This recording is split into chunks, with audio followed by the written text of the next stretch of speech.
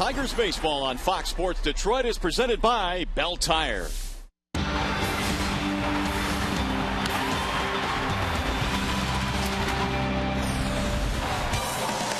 Well, the Tigers are glad to be back home and maybe even happier to see the Indians in town. Since 2009, the Tigers 28-8 against the Tribe as we welcome you to Comerica Park.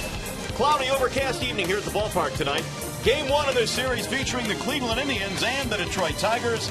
And as we scope out the standings in the American League Central Division, Rob, the Indians a game back. This is turning into a pretty good series. It's a much improved Cleveland Indians team. They're led now by Terry Francona.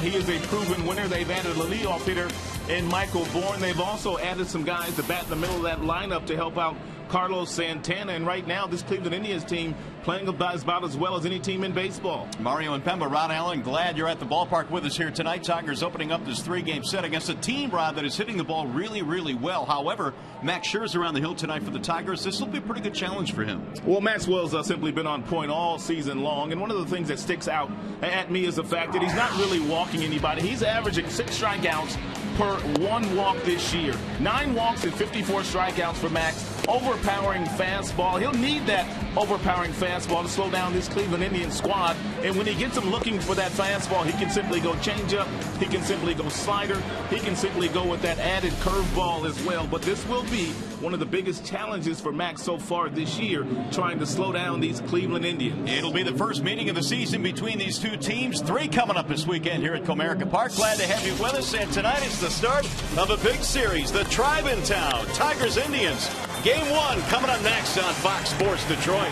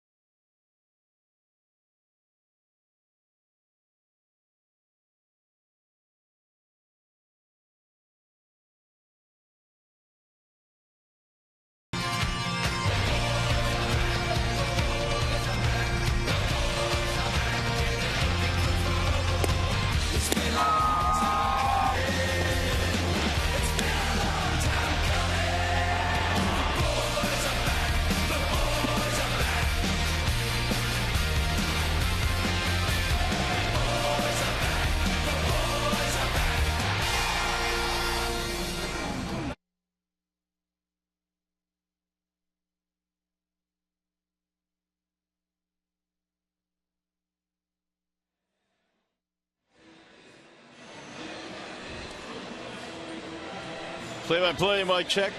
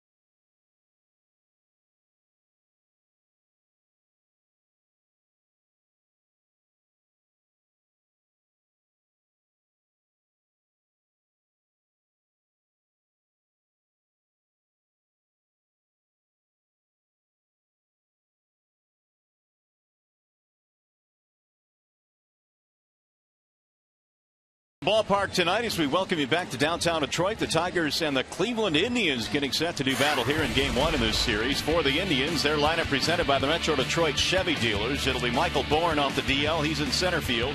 Jason Kipnis has ASDRUBAL Cabrera at the top. You've got Swisher, Santana, Reynolds in the middle. And the bottom three tonight features BRANTLEY, STUBBS, and Lonnie Chisenhall. And if the Tigers combine for 3 or more home runs in this game, bring a copy of the box score to a participating Arby's location tomorrow and get a free small order of curly fries. Well, tonight the Tigers will send Max Scherzer to the hill, and he is presented by Family Heating, Cooling, and Electrical. Max has made 6 starts this year. He has not lost a game. He is 4-0 with a 3.43 ERA, 54 strikeouts, one of the top strikeout artists in all of baseball, and he'll be challenged today against a really good offensive Cleveland team.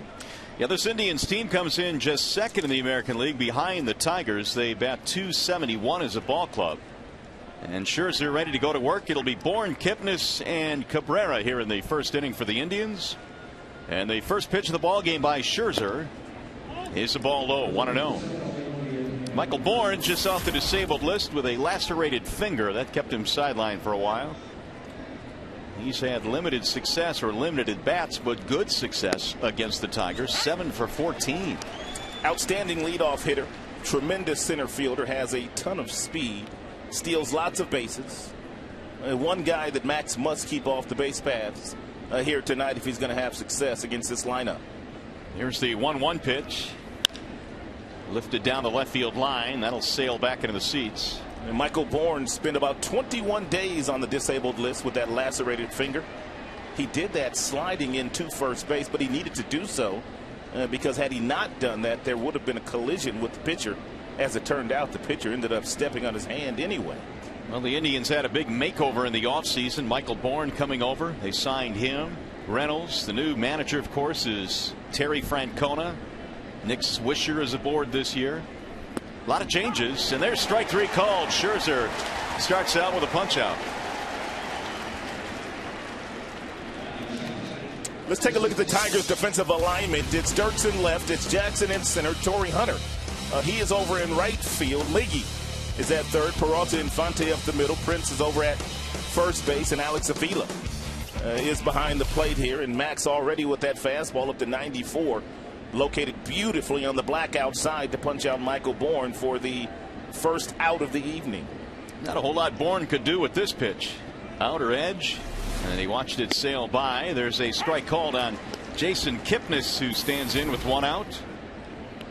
Kipnis off to a .221 start. Had a really good season last year for the Indians. The 0-1. Lifted in the air to center field.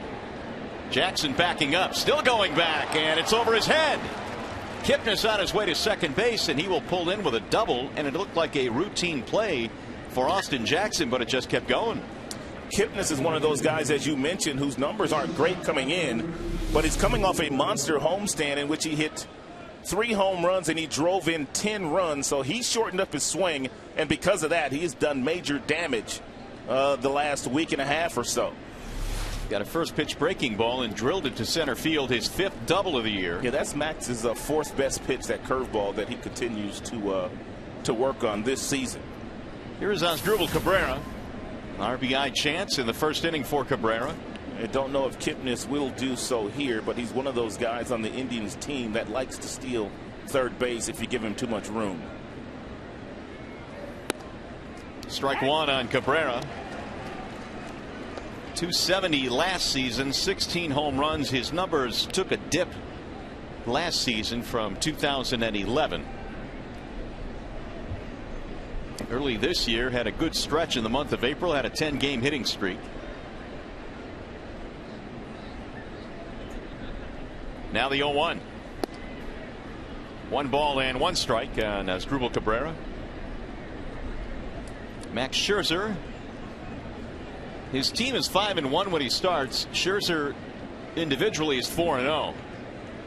8 strikeouts in his last start. Great start against the Houston Astros. He went 8 strong innings, allowing only 3 hits. And the 1-1 to right field in the air. Shallow. Hunter coming on, and he'll make the running catch. Quickly back to the bag is Kipnis. He was way down the line.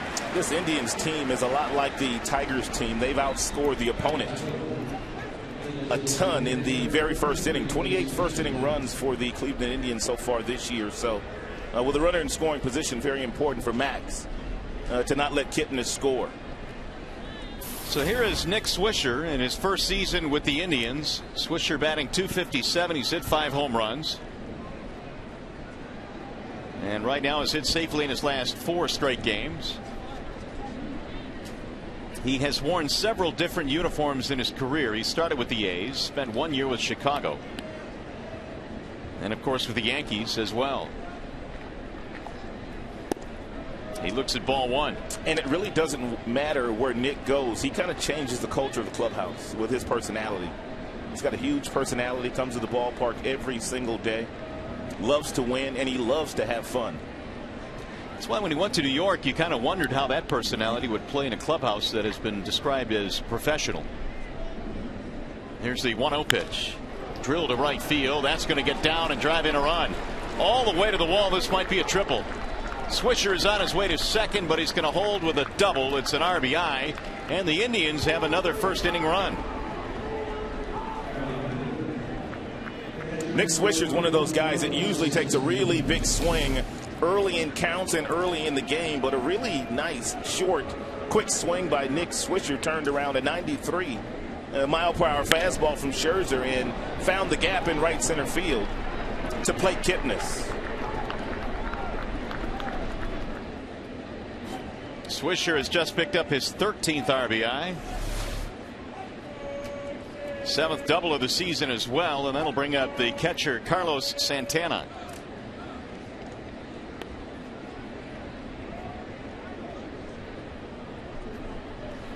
And a big swing there by Santana, almost swung out of his shoes.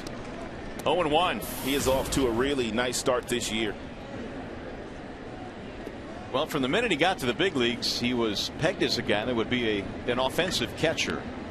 Suffered an injury early on in his career in a collision at home plate, but he can swing it. .358 coming into tonight's game, and 7 home runs. Indians have a 1-0 lead on the RBI double by Swisher. And Santana getting pitched to this year with the addition of Swisher and also Reynolds, who bats behind him. He walked 97 times in 2011, and he was walked 91 times last year. Getting lots of pitches to hit in the strike zone these days. And he's making it count. 1 ball, 1 strike. He's one of those guys, Mario, that if you listen to them take batting practice, you know when Santana's in the cage. You don't have to look. Just listen. Well, his average at 358 is good for third in the American League. Here's the 1-1. Off speed in there for a strike. 1-2. Nice change piece there by Max. Circle change.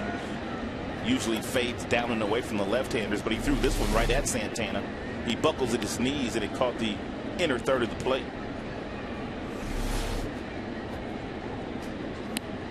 Scherzer ready with the 1-2 pitch. And he just missed the outside corner with a fastball. 2 balls and 2 strikes. Santana played in the World Baseball Classic this past offseason for the Dominican Republic. Hit 273 and the Dominicans won the championship.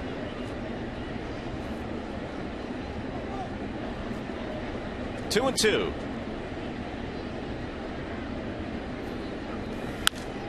Popped up foul, back out of play. Well, you know this, Rod. They have identified Santana as the guy they want to keep around a while. They got him in the Casey Blake deal a few years back, which turned out obviously to be a steal, but he is signed through 2016. Switch hitting catcher with a lot of power, has an outstanding throwing arm.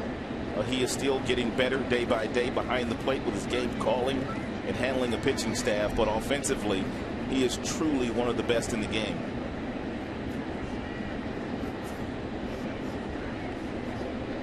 And again, the 2-2 inside, backed him out of there. 3 balls, 2 strikes. If you're Max, this might be one of those counts where you go to one of your secondary pitches, and whether it be the slider down and in towards the back foot. He takes a really big swing even though he has 2 strikes on him, or you might want to fade that changeup down and away, but do not leave either of those pitches over the heart of the plate. You have to miss with them. He might still swing at it. And the 3-2. Bouncing ball to third, right at Cabrera. Miguel will throw it across the diamond, and that is that for Cleveland. They get a run on a pair of doubles, and we'll head to the bottom of the first inning back home at Comerica. 1-0 Indians.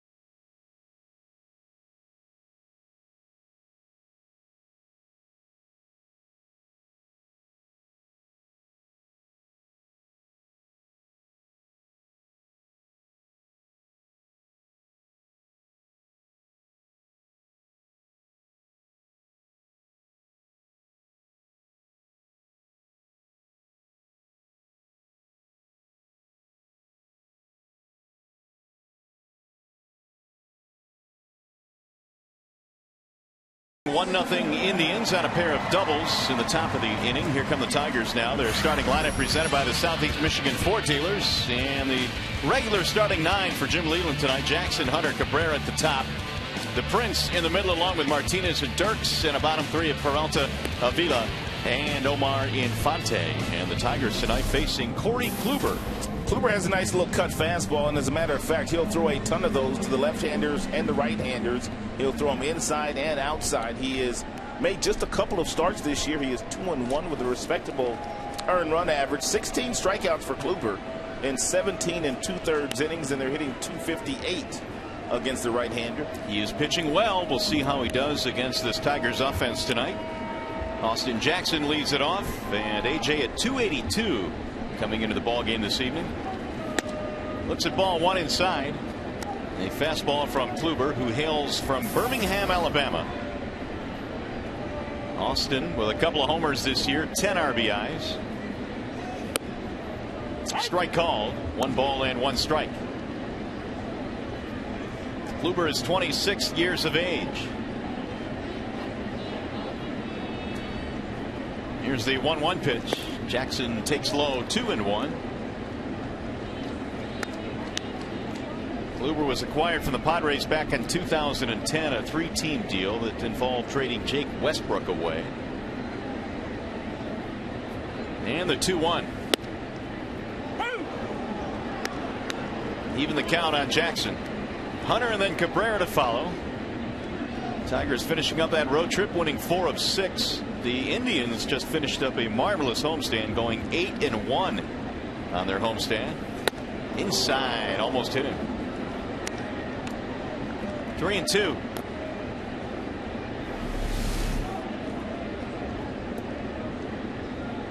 That almost got his shirt. Here's the full count pitch. Missed it high. Ball 4. Leadoff man on. Leadoff walk. We'll see if the Tigers can do anything with it. As Torrey Hunter comes strolling in. 344 this year for Torrey. He had 6 hits on the recent road trip. I don't know if Torrey's thinking about doing it, but Lonnie Chisenhall, the third baseman, about 3 steps in behind that third base bag, and we do know that Torrey will bunt for a base hit down in that direction. Might be a good idea. He's starting to creep in a little bit now. Ball 1 outside. Hunter taking a look at Tom Brookins down in the coaching box at third. Jackson, meanwhile, at first base, has 5 steals this year in 5 attempts.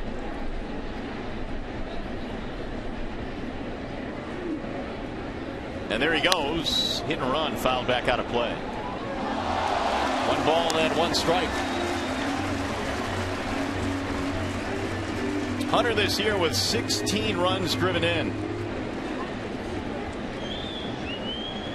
Really had a fantastic month of April, his first month in a Tigers uniform.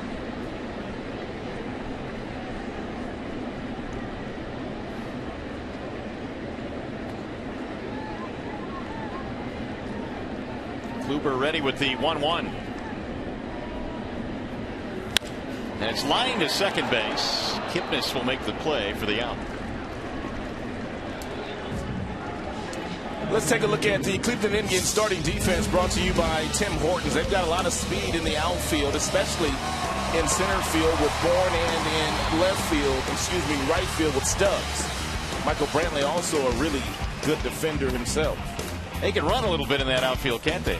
They really can run. They started a combined 432 games last year between the 3. All 3 were center fielders last year for the most part.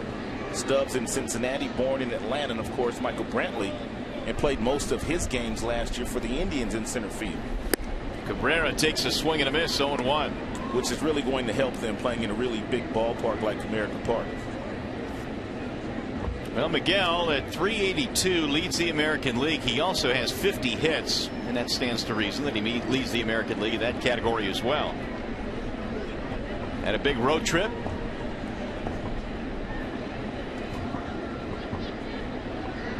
Here's the 0-1. Checked it inside. 1 ball, 1 strike. Yeah, nice little fastball there. 2-seam variety at 92 miles an hour with some late life. And that Kluber ran in on Miggy.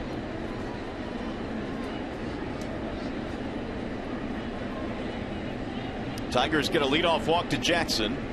1 out later, Cabrera is in there.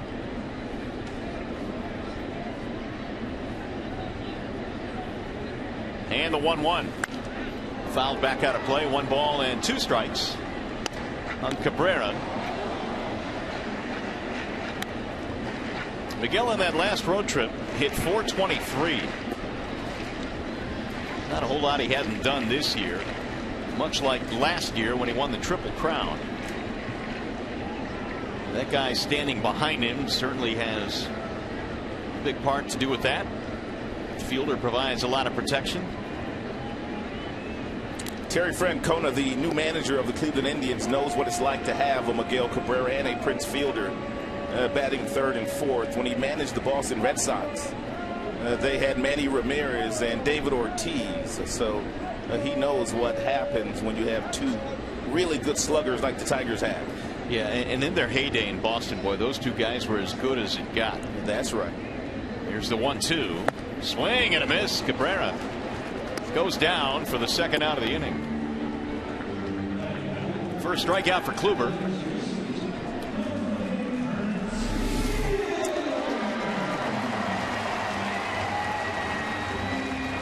And breaking ball looked like it was up and inside, but not nearly as far in as Mr. Foxtrot told us it was. Here's Prince Fielder. Fielder has hit safely in his last 4. Comes in batting an even .300. Fouled off 0-1. And Prince only one knock yesterday, but boy, he was hitting the ball all over the place. Lined out to right, lined out to center to end the game. As a matter of fact, he hit 2 balls really well to center field in yesterday's game. Could have very easily had 3 hits.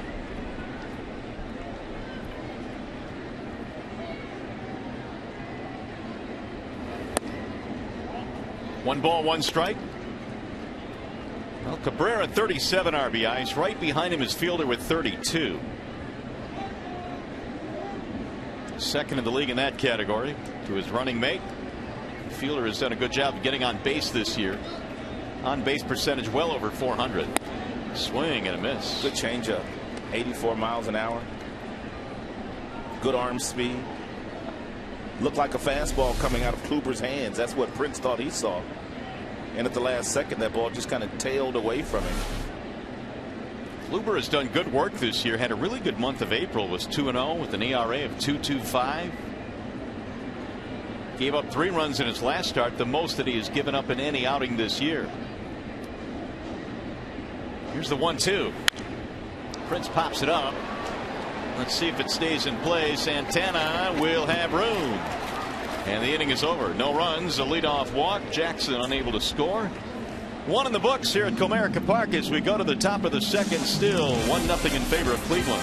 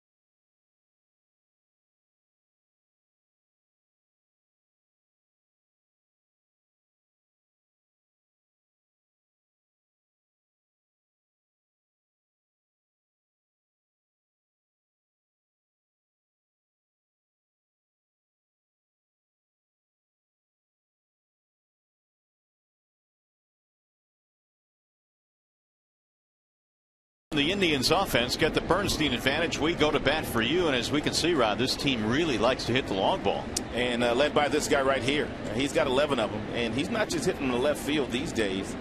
He's hitting the center field and right field. And that would be Mark Reynolds who leads it off. Very few right-handers in the game have the same kind of power that Mark Reynolds has. 291 with the 11 homers. And with the home run power comes strikeouts. Here's the 1-0 pitch. Here's a wave and a miss, 1-1. Reynolds has struck out quite a bit.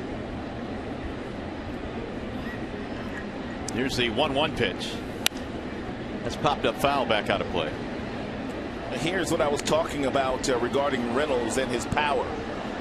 There's not any seat in any direction that he can't reach. 5 to straightaway center field, 1 to right, 5 to left. He was wearing an Orioles uniform the last 2 years. Checked it low, and the count evens now. 2 balls, 2 strikes.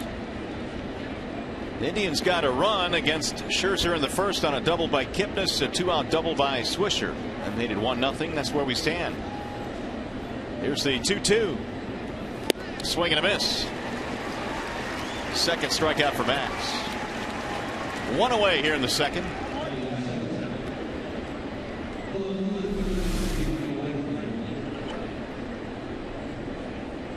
It's a slider there by Max. He got underneath it and it stayed up, but he still was able to get Reynolds to swing and miss.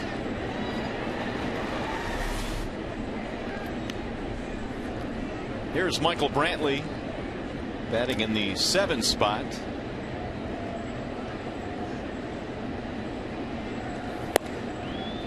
Strike 1 to Brantley. And Brantley led off a lot when Bourne was on the disabled list, but last year, remember, he was batting 3rd, he was batting 4th. And for Manny Actor, for the Cleveland Indians, they were trying anything they could do to score some runs, and he was a pretty good hitter last year. That's why he was battling in the middle of the order, but he doesn't have to do that this year. Yeah, it's a much different looking lineup this year with the additions of, as we talked about, Reynolds, Stubbs, and Swisher. So Brantley batting 7th in this game.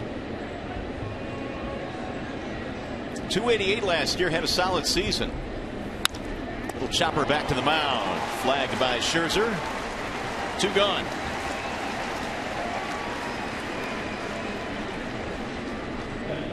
And that'll bring up Drew Stubbs.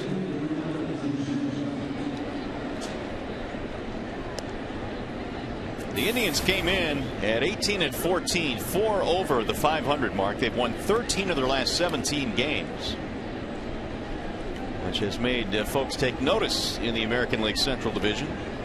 Just 1 game behind the Tigers. Central, good division this year.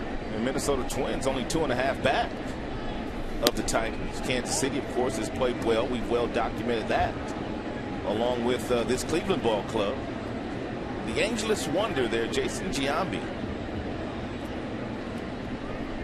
Here's the 1-0. 1-1. Giambi went from trying to get a manager's job in the major leagues to continuing his playing career. He was a runner-up to Walt Weiss in Colorado. Almost got that job. The 1-1 pitch. Strike called. Up with the right hand goes Todd Titchener, and it's 1-2. Stubbs, pretty good combination of power and speed. Stole 30 last year. Hit 14 home runs. The 1-2. Got him. Strike 3. Scherzer with a 95-mile-an-hour fastball picks up his 3rd strikeout of the game. Indians go 1-2-3 here in the second, and 1.5 in the books. 1-0 Cleveland.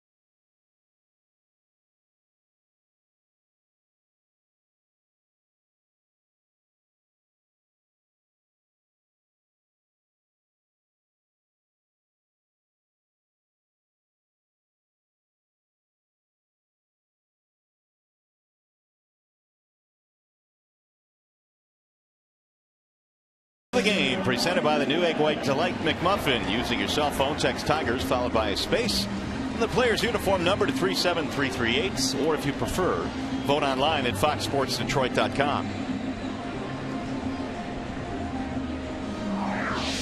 Here come the Tigers now as we head to the bottom of the second. Victor Martinez, Andy Dirks, Johnny Peralta facing Corey Kluber, who walked Jackson in the first, but no damage after that. Monster numbers for Victor Martinez against his former club, the Cleveland Indians. .358 batting average with 4 homers. Good to see Victor back in the lineup after a 2-game hiatus from starting, of course, in the National League ballpark in Washington. All he could do was pinch hit. And got a couple of pinch hitting opportunities, but back in there tonight. Batting .217 with 14 RBIs. Here's the 1-0. Outside, 2 balls, no strikes. It's something, Rob, that you can definitely tell is a difference when you go to a National League park and you have a bat like this out of your lineup. It does change the dynamic of the Tigers offense just a little bit. You know, that's the main reason why. There are people that are saying that should be the DH in both leagues or do not have it at all, because it's somewhat as a disadvantage as well for the Tigers to go into a National League park and then their pitchers have to bunt and hit. Yeah, Jim Leyland has voiced that opinion. He doesn't really care which way you go, either have it or don't, but obviously you're going to get more votes among the players for the DH. And there's ball 4. The second walk for Kluber. Kluber having a difficult time of finding the strike zone. He's thrown 21 pitches. 11 of the 21 have missed the strike zone. We'll bring up Andy Dirks.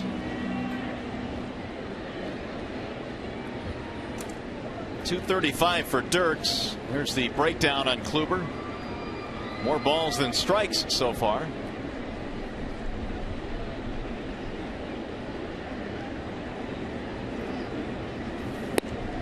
That's in there for a strike. 0-1. Andy Dirks should treat this at bat like he's the number 2 hitter. You have a runner on first base.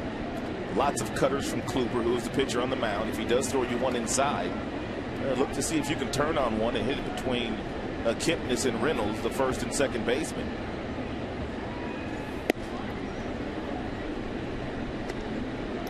One ball, one strike. The Sunday in which Dirks had the big game in Houston, a 4-hit game, tying a career high. Here's the 1-1 pitch. Checked it. They will appeal. Did he go? Did not. Pretty good over the last 10. 306 for Andy after a slow start. And as we have talked about, he banged his knee late in spring training in a game, and that kind of followed him into the regular season. Not really 100% with the knee. Here's a line drive at third, caught by Chisenhall. 1 out. Nice job so far in this game on a couple of line drives. Jackson was on first when Torrey lined out to the second baseman. And of course, Victor on first base now with that liner to third. Neither player was picked off. Tigers had about 3 players doubled off in the last couple of series between Houston and Washington on similar plays. Here's Johnny Peralta. Johnny has been hot. Had a really good road trip. Hit over 400 on the road trip. Ball 1 high. Tigers in each of the first 2 innings have gotten the leadoff man on. Both of them walks by Kluber.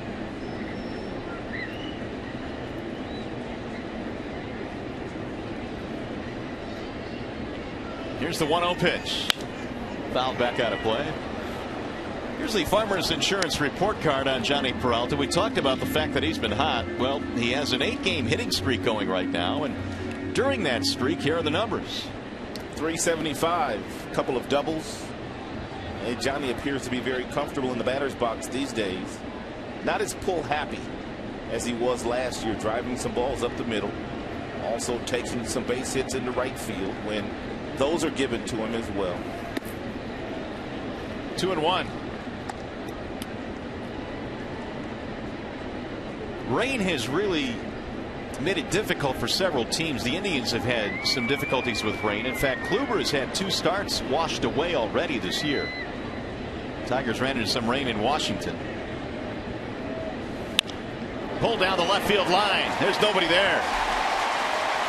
On his way to third base is Martinez. He is in there. The throw to second, not in time. It's a double for Johnny Peralta. And a 9-game hitting streak.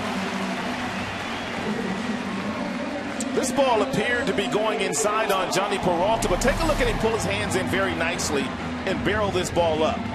The leads with the bat knob. That ball is off the plate inside, and somehow he was able to keep it fair.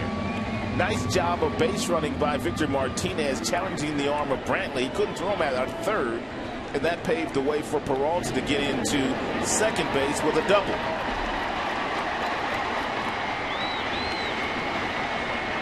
That'll give the Tigers their best scoring chance of the night so far. We'll see if Alex Avila can cash in.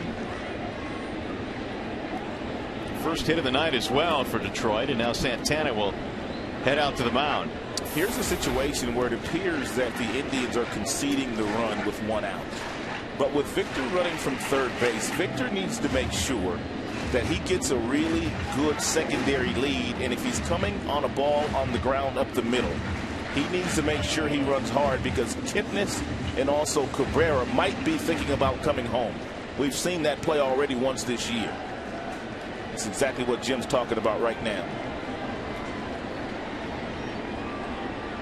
So here is Avila, who's been swinging the bat a whole lot better of late. And he looks at ball 1 outside. Alex has hit 4 home runs. He had that game-winning home run in Houston on the last road trip.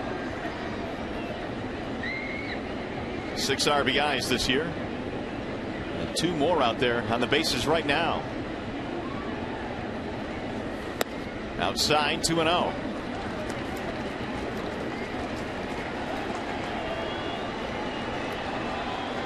Talking about Prince Fielder, had some really good plate appearances yesterday. So did Avila. Avila hit 4 balls right on the screws yesterday. Only 1 hit to show for it in that game in the nation's capital. The 2-0. Outside, 3-0. Green light him here. Well, here may be why, because Kluber really hasn't been all that good with runners in scoring position. Opponents are hitting .389 against him. 3-0. If he gets that fastball right down the middle, let him go.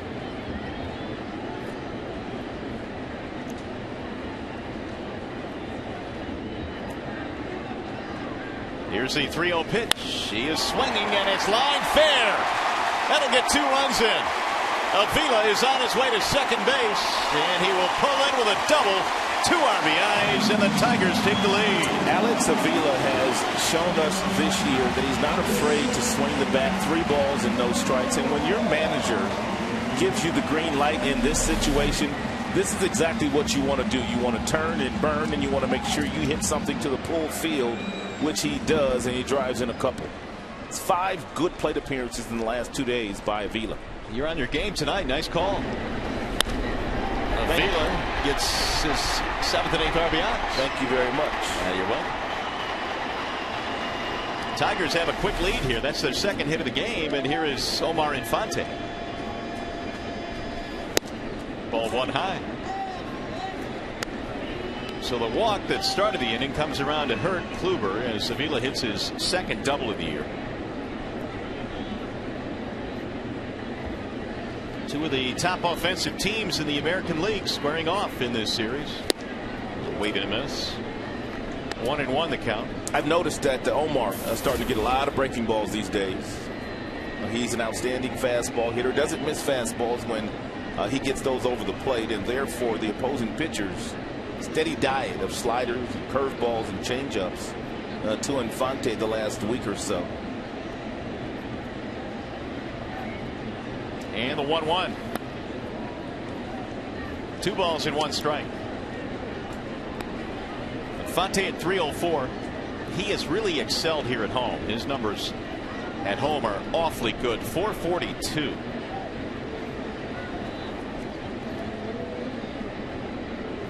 That's off the charts good. Only Cabrera has been better at home than Infante. Swing and a miss. 2-2. Nice little cutter there from Kluber. He throws this pitch quite often, right at 88 miles an hour. It starts out looking like just right down the middle, ends up on the outside part of home plate.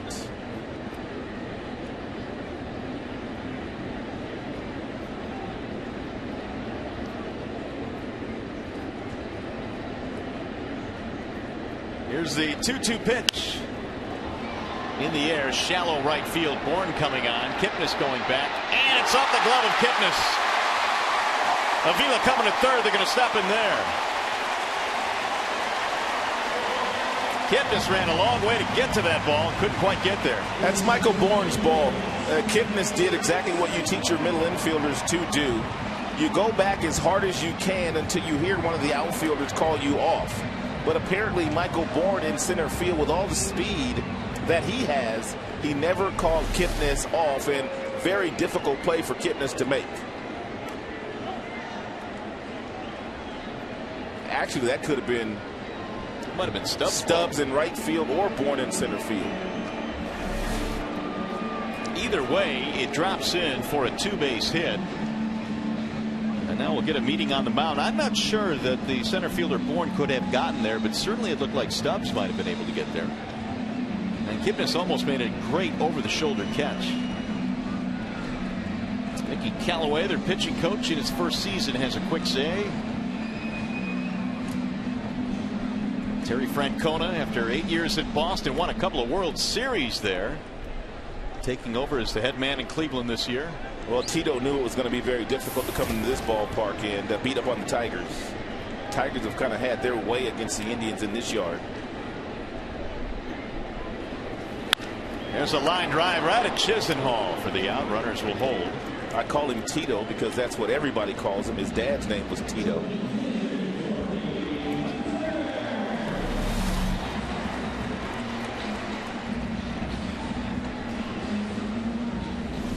Jackson hit it on the button, but right at Chisenhall. Here's Torrey Hunter. 2-1 Tigers lead, trying to add to it here. Tigers with 3 straight doubles in this inning, albeit one of them a bloop double off the bat of Omar Infante.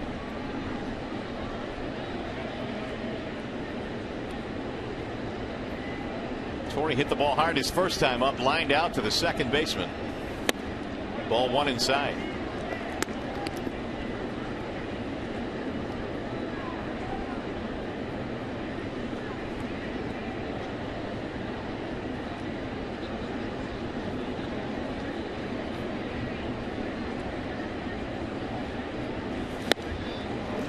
Tigers really have been a much different offensive team when they play at home, and one of the reasons why they have the top 3 hitters in home batting average in their lineup. They have Cabrera, Infante, and Hunter. Hunter is 3rd. They love hitting in this ballpark, and they have put up 2 runs on 3 hits already in this game.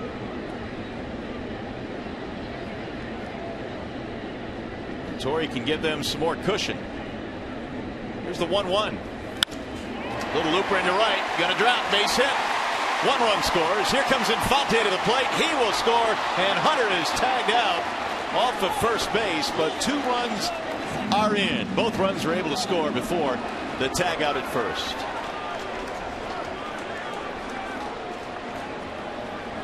So the Tigers have a big inning. Hunter drives in 2 more. And the Tigers have a lead. You're watching Tigers baseball presented by Bell Tire.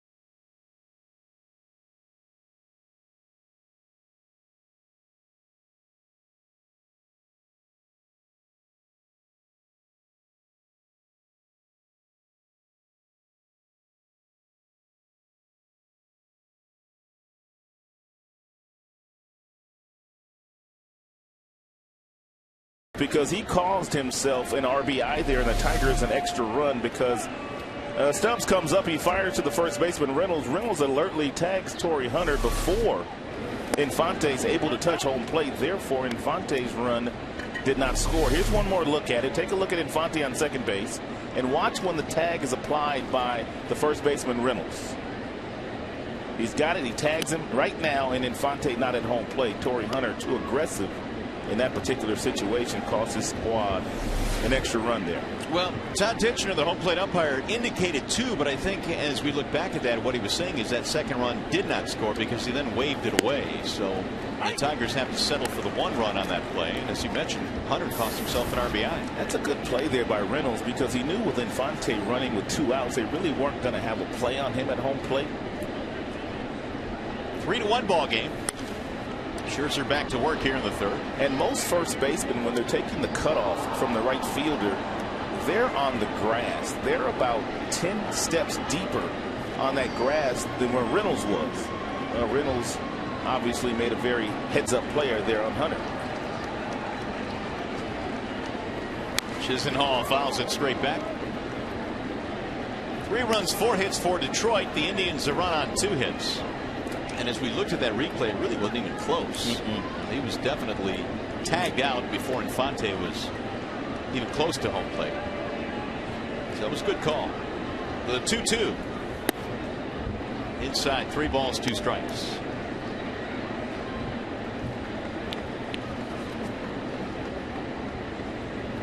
Chisenhall, then the top of the order, Michael Bourne and Jason Kipnis facing the right-hander Max Scherzer. Here's the 3-2. High fly ball, center field, routine for Jackson. 1 out. Here's today's high-speed stat brought to you by Charter Internet, and it's regarding Michael Bourne and also Drew Stubbs. Both guys have tremendous speed. Both guys were added to the tribe this year. 52 steals for Bourne, 61 and 11, and 42 last year. And of course, Drew Stubbs, really good speed himself. Only 4 other guys have accomplished that feat. Well, that's a lot of speed added to this lineup with the power they've also added with Swisher and Reynolds. Bourne looks at a ball away. Struck out back in the 1st inning to start the ball game. In tied at third base, Cabrera. Here's the 1-0. 2 balls and no strikes. And Miguel was very familiar with that position that he's playing right now, drawn in at third base. He was drawn in last series too. Denard Span leading off for the Washington Nationals. Also a good bunter.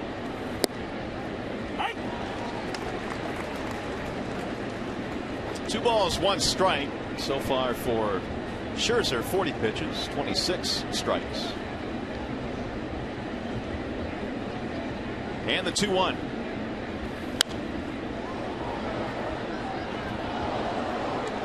Well, it took a while, for whatever reason, this offseason for Michael Bourne to find a team and to find a job. He was not signed until mid-February.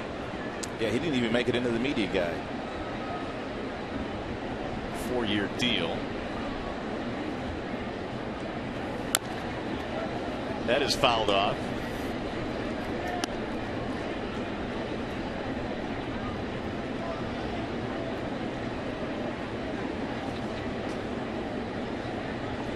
Two and 2 the count.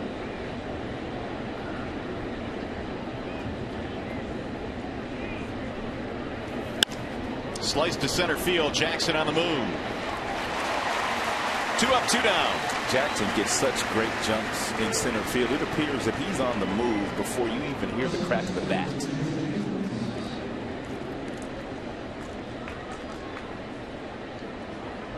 Austin committed an error yesterday in a play that he overran, a ball that he overran in center field, and it's just come to be that you don't expect him to make any miscues at all with the terrific defensive skill he has. Yeah, that was a mental mistake yesterday on Austin. With Harper on second base, and Harper with pretty good speed. Jackson was going to try to throw him out at home plate, took his eye off the ball momentarily, didn't field it cleanly, and Harper was able to score. Kipnis looks at a strike, 1-1. two-base hit started their rally in the first inning. He later scored on a double by Swisher. Here's the 1-1 pitch. 2 balls and 1 strike. Kipnis, a hard-nosed player. He's a player that really, as we mentioned, had a nice year last year. Knocked in 76. Scored 86 times.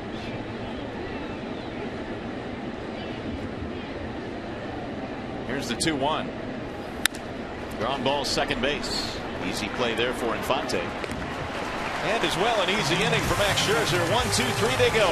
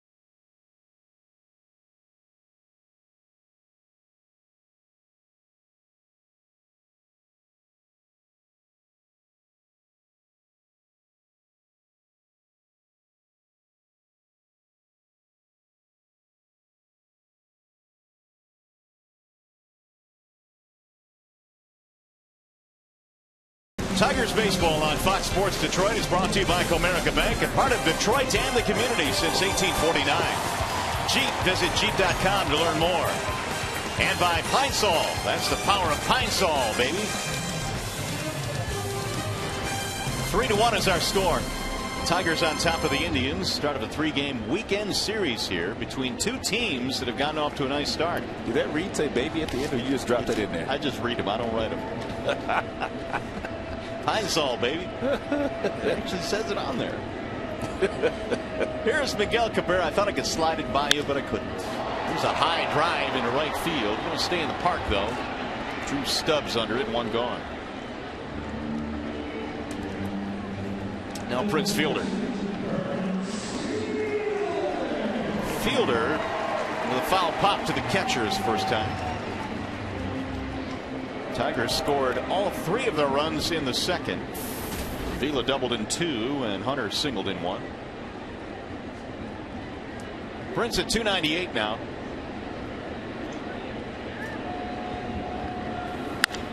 High drive deep into right center field, way back. See you later. Oh, he killed it. Fielder with a monster home run to right center field. Oh, what a thunderbolt that was.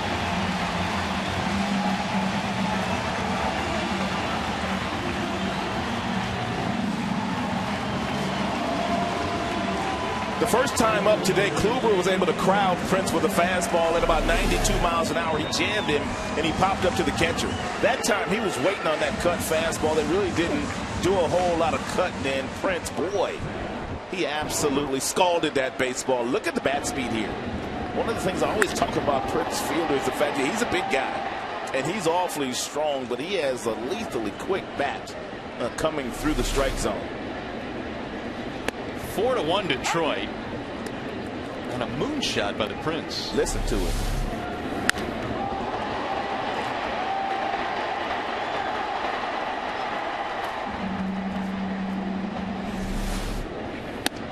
Ball high to Martinez. Can there be a better feeling in the game of baseball when you know you've absolutely got one as well as you're going to hit one, and you feel that sound, or hear that sound, and feel the feeling, and just watch it go. It's an awesome feeling. Here's the 1-1. 2 balls and 1 strike. It's a feeling that Prince has experienced quite often, 9 times already this year. Martinez with a walk to start the rally in the second. And Victor fouls it back. 358 career numbers against the organization with which he broke in with. Martinez spent the early part of his career with the Indians, won some batting titles in the minor leagues. Victor briefly spent some time in Boston with the Red Sox. Here's the 1-2. Popped up third base side for Chisenhall. 2 gone. Terry Francona was the manager when Victor was in Boston. Terry, real good manager. Players manager is what he's called. Very even keel. Players love playing for Terry. Here's Andy Dirks. So much was made about all of the players that Cleveland has added in the offseason. Don't forget the skipper that they added as well. Ball high. He has had a lot of success managing in the major leagues. I was kind of surprised that Terry took the job when it was offered to him, because when he was offered the gig, it was really before they went out and got Bourne. It was before they really went out and got Swisher and Reynolds, and many were thinking that he would hold out for a better situation, especially a guy coming from Boston, when of course Boston was winning a lot of games except that final year when he left. Well, it got a whole lot better after he did sign. You're right. I mean, they started bringing the players in. Well, they must have told him up front that we're going to give you a better team this year than we had last year. And it also helps that Francona very familiar with the Cleveland Indians organization. He worked in the organization before going to Boston as a manager. Well, they're still not believing apparently in Cleveland yet, because they're averaging a little over 14,000 every home game, despite the fact that they've played well at the start. Now the 3-1. 3-2 on Andy Dirks. 4-1 Detroit. We're in the 3rd inning. Fielder has just hit a long home run.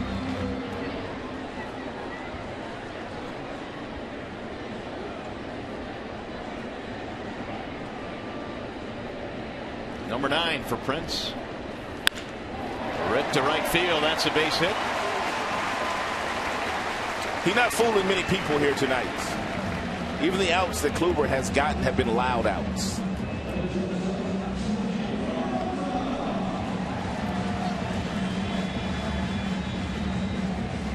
Kluber now 55 thrown in this game. And you see the ratio not all that good at this point.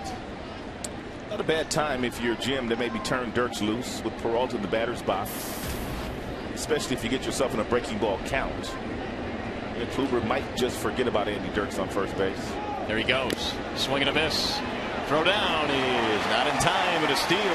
When stuff starts to happen and when you're getting hit around, Prince with a big fly, Dirks with a base hit, Kluber not throwing a lot of strikes, that is the perfect opportunity to steal a base, because you know that pitcher is really concentrating on throwing a strike. And even with the strong throwing arm of Santana, not able to get Andy Dirks, who's not necessarily known for his speed, but he's a good base runner. So Dirks swipes it back, put him at second now with 2 outs.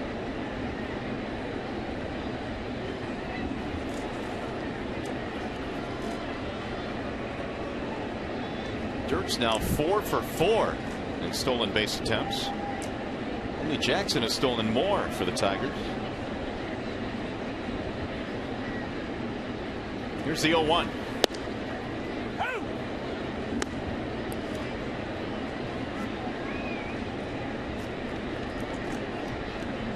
Johnny Peralta had a double down the left field line back in the second.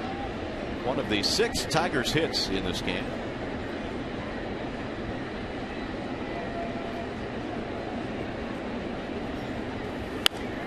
That one is popped up first base side, and Santana runs out of room. One row back, right behind the Cleveland dugout. This is further evidence that that knee that Dirk's banged up in spring training is about 100% right now. He gets a really good jump, takes about 10 steps into his first slide, and he slides in safely. Looks healthy, running really good these days.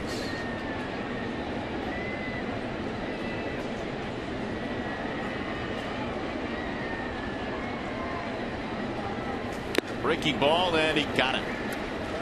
Peralta strikes out swinging. Tigers add another run, though, on one really big swing by Prince Fielder.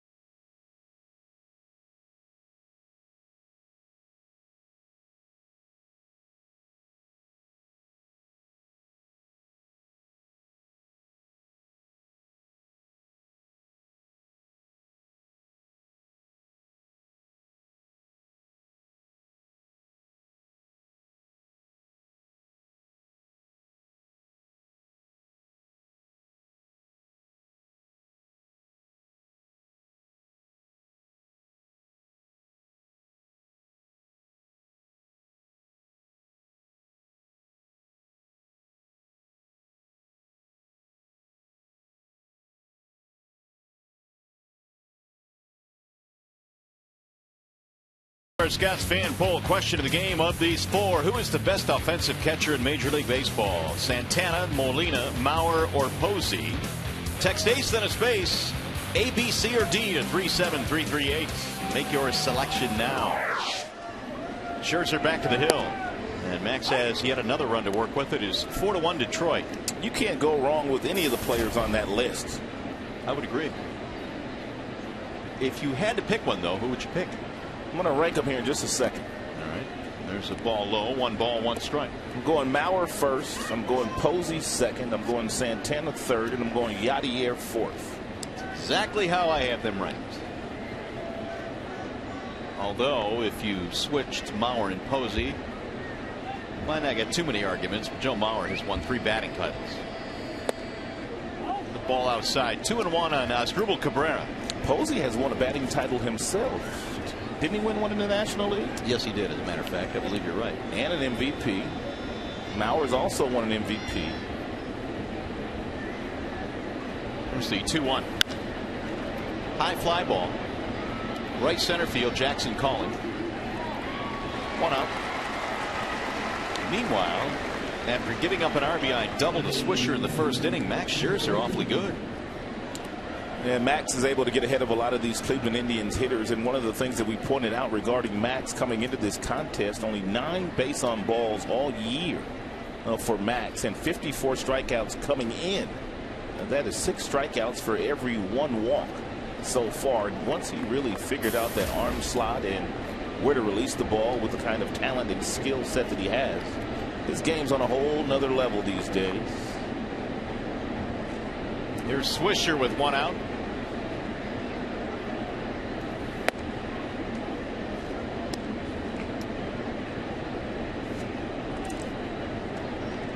One ball and no strikes. Buster Posey won his batting title last year and the MVP. 2-0 the count. And a world championship. Yeah, we don't want to talk about that. 2 of them for Buster Posey. First one's all right. Second one, not so much. Here's the 2-0. Ground ball, fair off the glove of Prince Fielder. This will be extra bases. Swisher again headed towards second. He's going to take the turn. He's coming to third. And the throw gets by Infante. He'll get in there safely as Swisher slides in with a 3-bagger. Second extra base hit of the day for Nick Swisher. He's had a couple of really good swings, couple of steps in a dive by Prince Fielder. He appears to slip right before he does dive. Had he not slipped right there, he may have been able to knock that one down, and they may have been able to get the out, but he would have needed some help from Max. Brad Mills, the third base coach for Terry Francona, was the manager of the Houston Astros the last few years. He's probably happy to be out of there, isn't he? I would think so. It wasn't real good there last year. And probably not going to be good there this year as well. Santana, the batter. Strike call. He and Terry Francona are best friends. Every step of the way, whether it be the Philadelphia Phillies or the Boston Red Sox, now the Cleveland Indians. Brad Mills has been on Terry Francona's staff. They played collegiate baseball together at the University of Arizona. Here's the 0-1. Popped up foul back into the seats. There's Millsy.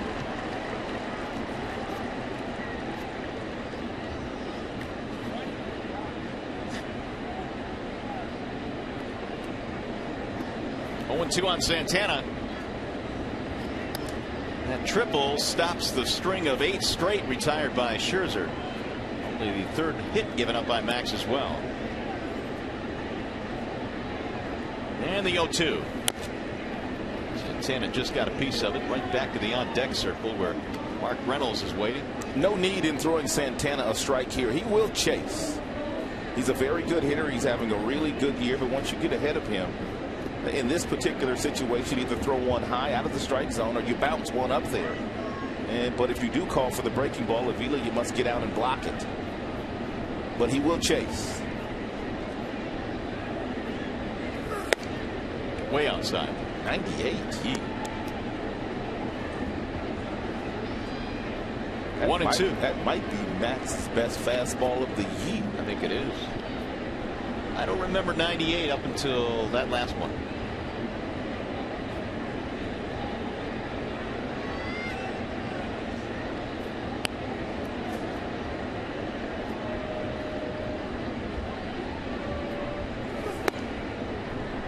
'96 missing outside. Max trying to get the strikeout here to get the second out of the inning.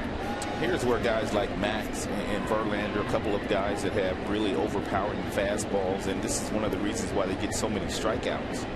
One fastball at 98, the next one at 96. If you're Santana, that's what you're dialed up for now. Breaking ball in this situation might be the pitch of choice. Let us see the 2-2. Bouncing ball right side. Infante goes over to make the play. He'll get the run in. It's an RBI for Santana. Carlos knocks in his 16th of the year. Max did throw him a changeup, but with the defense playing back with the runner on third, less than 2 outs, Santana able to do his job, driving in a run. Base is empty now for Mark Reynolds. Struck out back in the second.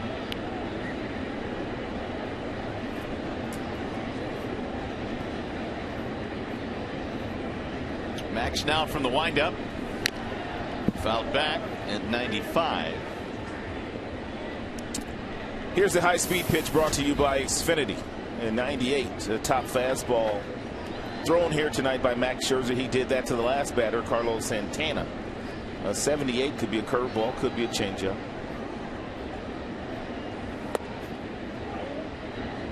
One ball, one strike. Reynolds spent the last 2 years in Baltimore after 4 seasons with the Arizona Diamondbacks over in the National League. Hit only .221 last year for the Orioles. 1-2. But he did hit 23 home runs for an Orioles team that really surprised a lot of folks last year.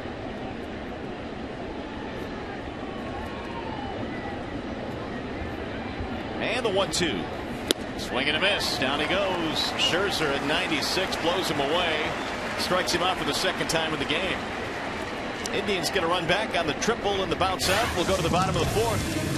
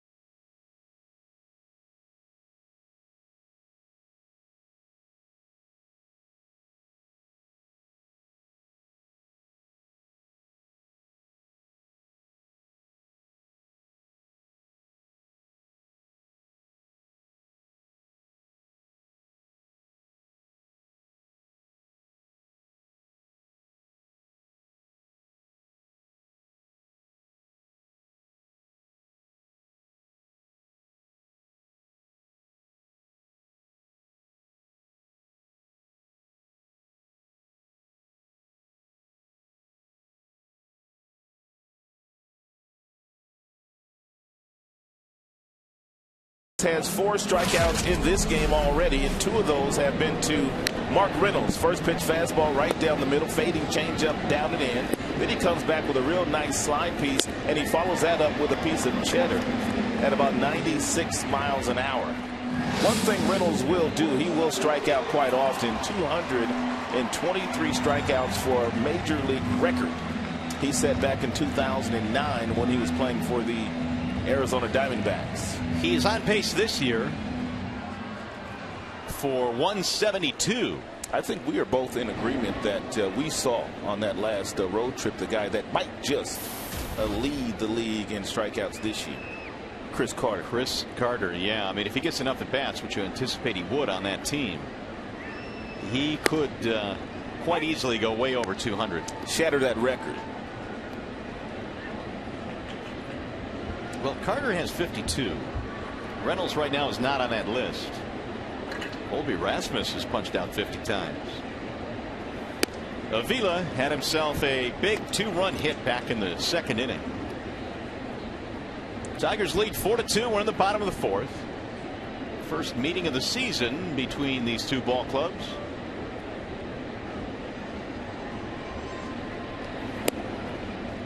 Strike called. And the count now is 1-2.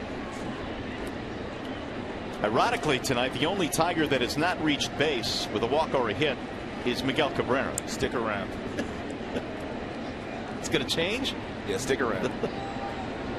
Here's the 1-2 outside, 2-2.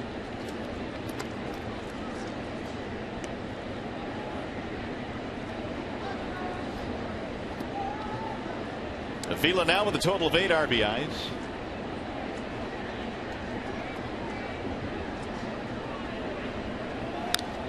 Just got a piece of that one to stay alive.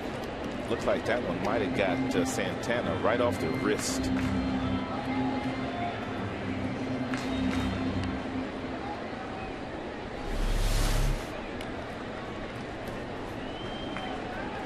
Actually got him off the left shoulder.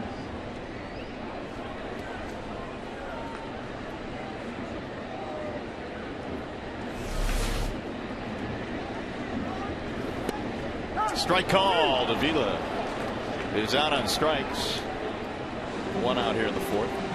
Want to remind you, you can see the Tigers battle by Houston Astros this Monday through Wednesday. Take advantage of the Super Spring Special. Upper box seats are half price It'll cost you just $13. That's it. 866-66-TIGER.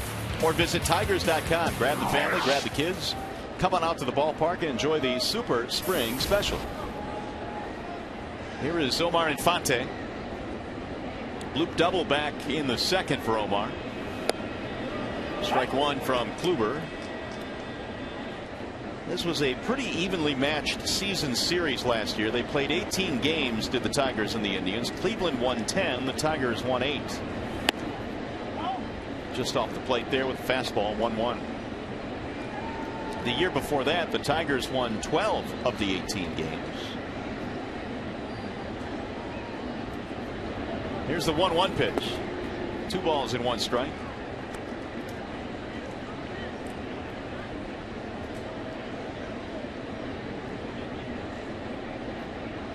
Infante, one of the 6 Detroit hits so far. There's a drive into left field. Brantley is on the move, not going to get it over his head. Up against the wall, and Infante has his second double of the game. Omar got himself into a fastball friendly count. It's 2 balls, it's 1 strike. He gets a cutter at 88 miles an hour from Kluber that really doesn't do a whole lot, and Omar Infante has demonstrated really good skills in this ballpark to hit for a very high average. Batting average well over 400. That ball drilled over the head of Michael Brantley for a stand-up 2-bagger for Omar. Infante came in at .442 at home this year, and give him 2 more doubles. Now Austin Jackson will try and drive him in.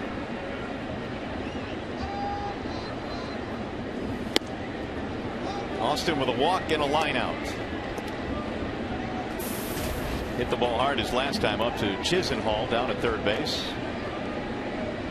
If you weren't with us earlier, we showed you a stat on Kluber, the fact that with runners in scoring position, he gives up a .389 batting average.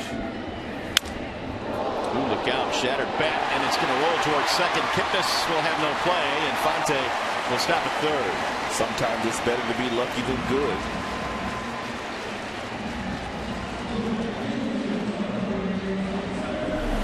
Nothing anyone could do here. The bat's flying in one direction, the bat's going in another direction. Jackson didn't know where it was. Reynolds dives for it, but by the time Kipnis picks it up, Jackson with his speed crossing the bag, and no play for the second baseman, Kipnis. That bat died a hero. It's the 8th Detroit hit. It's going to bring up Torrey Hunter. So the Tigers trying to answer. The Indians got a run at the top of the 4th. Torrey singled in a run back in the second, 1 for 2.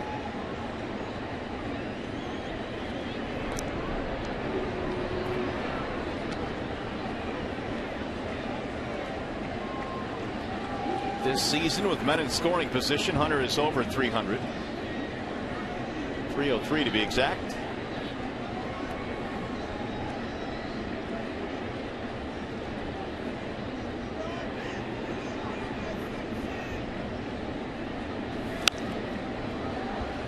Get back into the seats. Tigers tonight 4 for 6 with men in scoring position. They've gotten it done. They have 4 runs on 8 hits. In this inning, a double by Infante, a single by Jackson.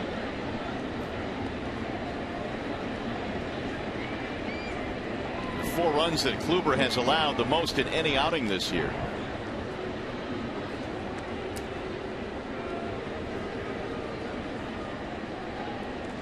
Kluber last year spent the last 2 months in the Cleveland rotation after he won 11 ball games with their AAA team in Columbus.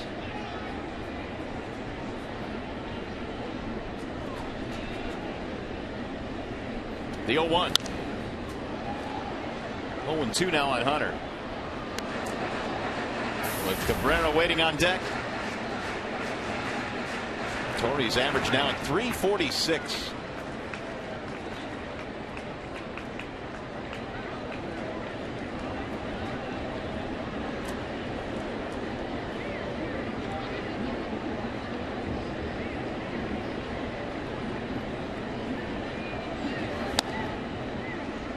One and 2.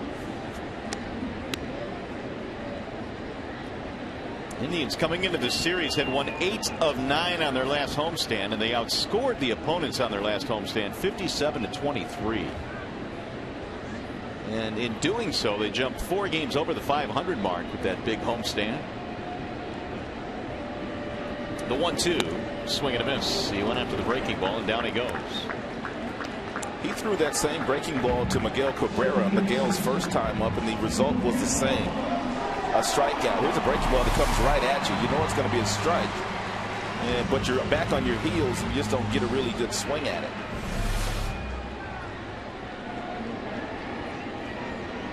Well, Cabrera with 2 outs and men in scoring position this year. Are you kidding me? A cool 647. I mean, seriously. That's good, right? There's the drive into left field. He has just added to those numbers. Gone. He didn't waste any time. A 3-run shot.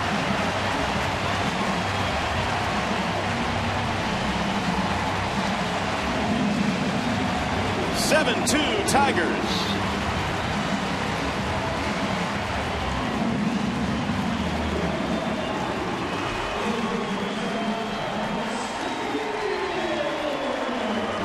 We told you earlier that Kluber, even the outs that he's gotten in the game, the balls have been hit awfully hard. And here's just a little cutter at 89 miles an hour that really doesn't do a whole lot. And Miguel Cabrera on occasion will go up there looking for something that he could pull to left field. And when he does get it and he hits home runs to left field, they're usually really, really big homers like that one. 7 runs on 9 hits for the Tigers in this ballgame. Miguel Cabrera has just hit his 7th of the year.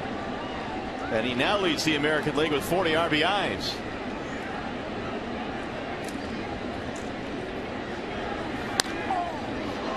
Prince fielder pops this one up. Middle of the infield, literally. Chisenhall comes in to make the catch. That'll end the inning, but it's a big one for the Tigers. They answer with a 3-spot. Cabby goes deep. 7-2 Detroit.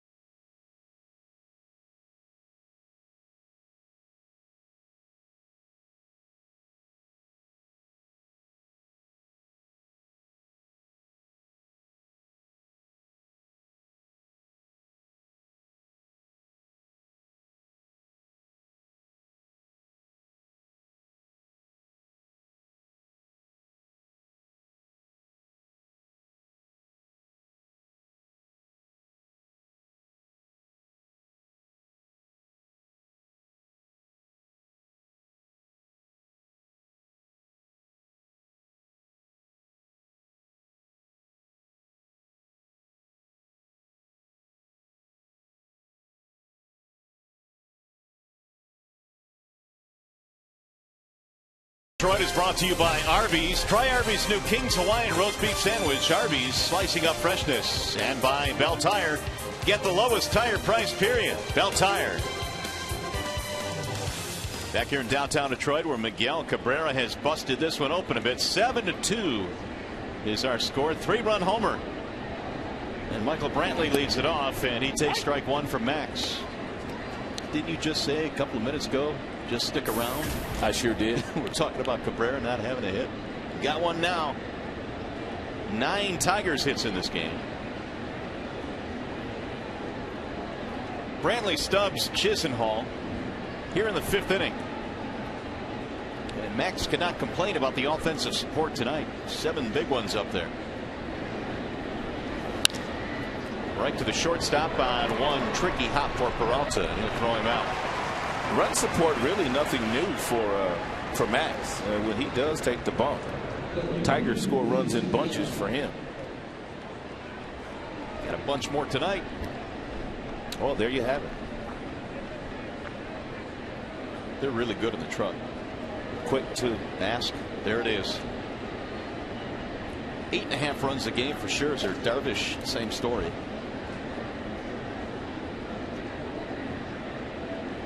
Here's Drew Stubbs. Strikeout victim back in the second. Skies this one in the air to shallow center. Jackson angling over. And there are 2 gone.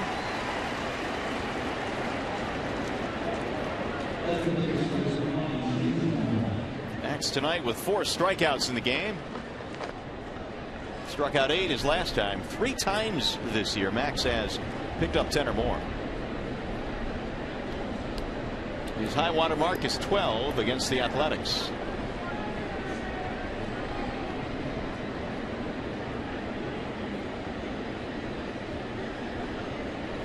Chisenhall takes a strike.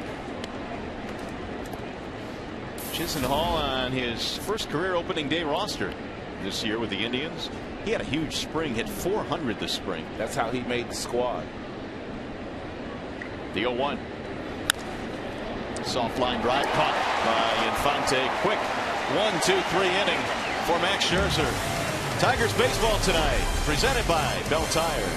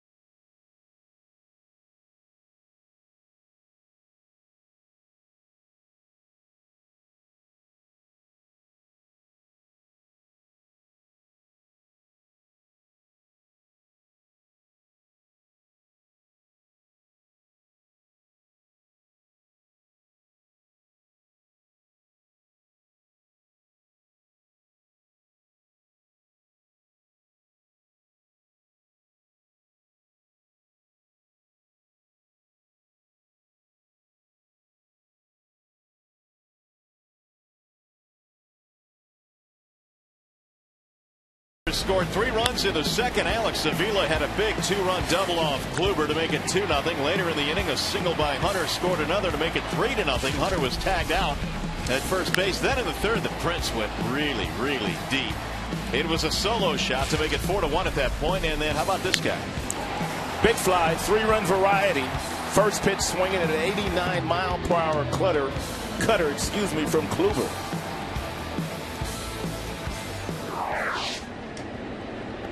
The Kluber cutter might be a clubber. Yep, he did club it.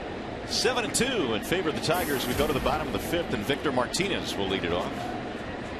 Martinez darts Peralta facing the right-hander. And is driven on a line to right field and caught on the run by Drew Stubbs. Nice play by Stubbs. And we told you at the start of this game that the Indians have 3 guys in their outfield that all played center field last year. And they started a combined 432 games in center field. Stubbs for Cincinnati, born in Atlanta. Of course, Michael Brantley played a lot of center field here for the Indians. That also looked like one of those line drives that you could lose in the lights very quickly. He got a great jump on that ball. Andy Dirks a single and a line out. He's also stolen a base tonight. 7-2 Detroit. And they've out hit the Indians 9-3. Well, the Tigers knew the Indians were a hot club, the hottest team in baseball coming in here, having a great homestand, and they're trying to send them a message. Well, early on in this one, message has been sent. And of course, the Tigers have exactly what the Indians are looking for, and that's an American League Central flag. Tigers have won 2 consecutive American League championships. Dirks sends a ground ball to second. Nice backhanded play by Kipnis, and he throws him out. I like the way that Kipnis took his time. The ball was hit sharply. You'll see a lot of second basemen, as soon as the ball's hit, they'll leave their feet and then try to throw back across the body. But he took 2 extra steps to gather himself right now. Then he gathers himself. He still throws off his body, but he's not jumping and throwing at the same time. He's throwing off that right foot. He got something on his throw. 2 up, 2 down here in the 5th. Breaking ball drops in on Peralta. Double strikeout for Johnny in this game, and now a 9-game hitting streak for the Detroit shortstop. Ball high, 1-1. Kluber has kept the Tigers off the scoreboard just once in this game. That was in the first. Detroit has put up a pair of 3-run innings against him. 2-1. This could be a rough weekend for the Indians if they don't get good starting pitching, because after they leave here on Sunday, they have to go back to Cleveland and play a doubleheader on Monday against the Yankees. High drive, left center field. Bourne is on the run, and that's going to split the gap between Bourne and Brantley. It's another extra base hit for the Tigers. A 2-out double for Peralta.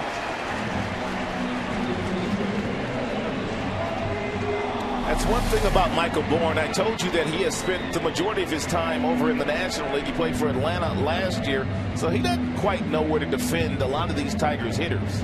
That ball stayed in the air a long time, but Michael Bourne started out in right center field and couldn't catch up to it.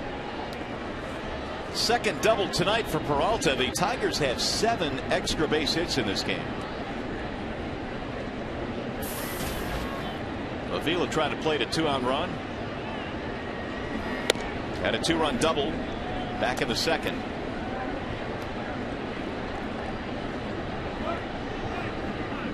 Time called now, and we're going to get a visit to the mound.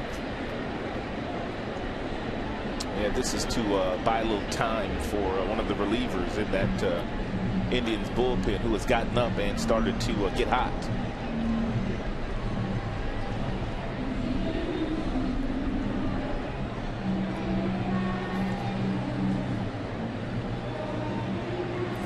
Callaway is having a chat with his pitcher in a 7-2 ball game. Don't forget, tomorrow these 2 teams will get together again. Coverage begins at 6 o'clock with Tigers Live. Indians and Tigers right here on Fox Sports Detroit, I should say, as game 2 in this series will be headed your way. It's 6 p.m. coverage. Shaw warming up in the bullpen for the Indians with his 1.23 ERA. Good numbers this year. Indians have a good bullpen, just as they did the last couple of years. 1-0 on Avila.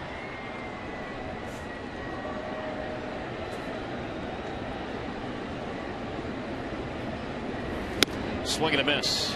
1 ball, 1 strike.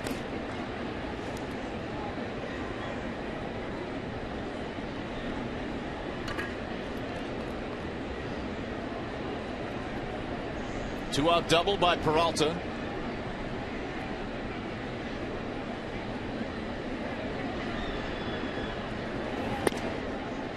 Missed it high, 2-1.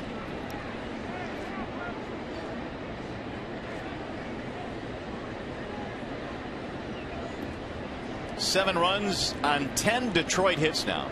And again, 7 of those 10 hits for extra bases. including a pair of home runs. Fielder has one and Cabrera has one. The 2-1 pitch. Bouncing ball back up the middle. Kipnis with a dive. Can't get it into center field. That'll be a 2-out RBI for Alex Avila. His second hit, his third RBI tonight.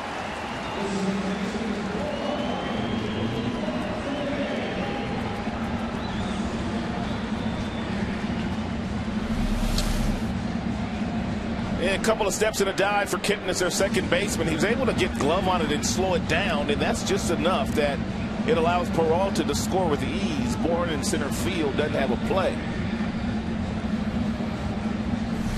So the Indians will be going to the bullpen. And it's a Wallside Windows pitching change. We'll step aside with the Tigers now leading 8-2.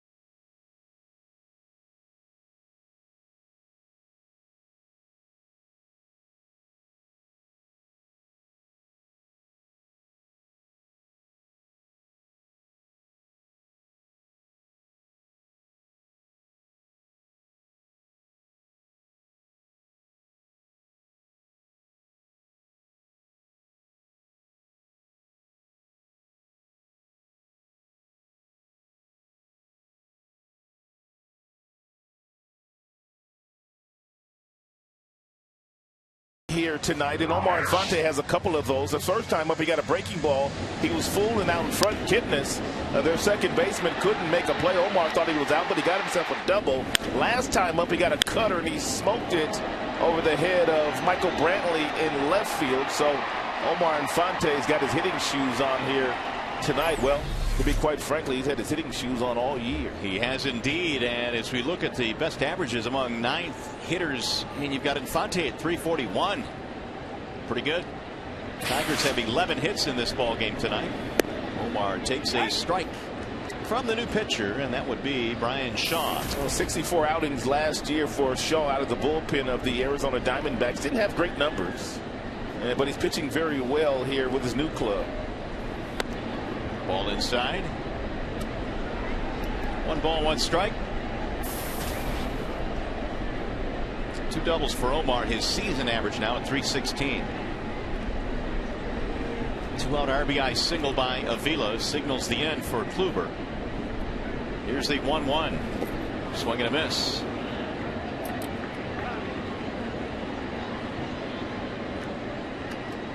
Shaw was part of that 3-team deal that included the Reds and the Diamondbacks. Shin-Soo Choo was sent over to the Reds. Trevor Bauer came over. Big time pitching prospect. And Max Scherzer was commenting on Choo before the game today. He said he's happy that he's not in a Cleveland Indians uniform anymore. He wore him out. Speaking of wearing him out, that is the 3rd hit of the game for Infante. Tigers string together 3 consecutive hits here in the 5th. And a 3-for-3 night for Omar. It's going to bring up Jackson. A.J. had an infield single on a busted bat back in the 4th inning. He scored a run. Also has a base on balls tonight.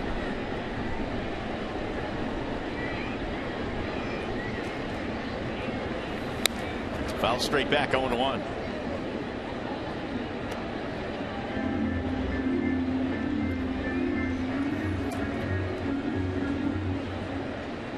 Shaw is 25 years old, born in Livermore, California.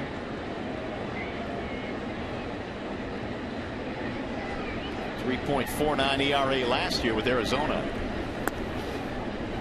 Breaks one outside. 1 ball, 1 strike.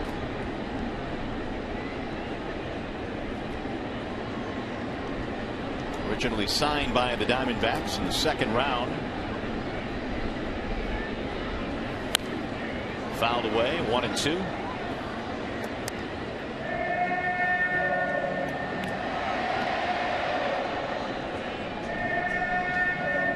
Tigers 3 runs in the 2nd, 1 in the 3rd, 3 in the 4th, 1 in the 5th. They have scored in every inning against the Indians pitching staff with the exception of the 1st.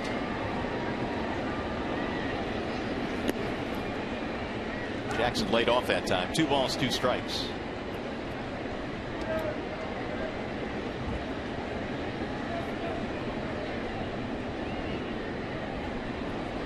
There's Torrey Hunter waiting on deck. Corey Kluber goes 4 2/3 in this game tonight. Swing and a miss. Jackson is out of there, and that will end the inning. But the Tigers get 1 more. And we played 5 here at Comerica.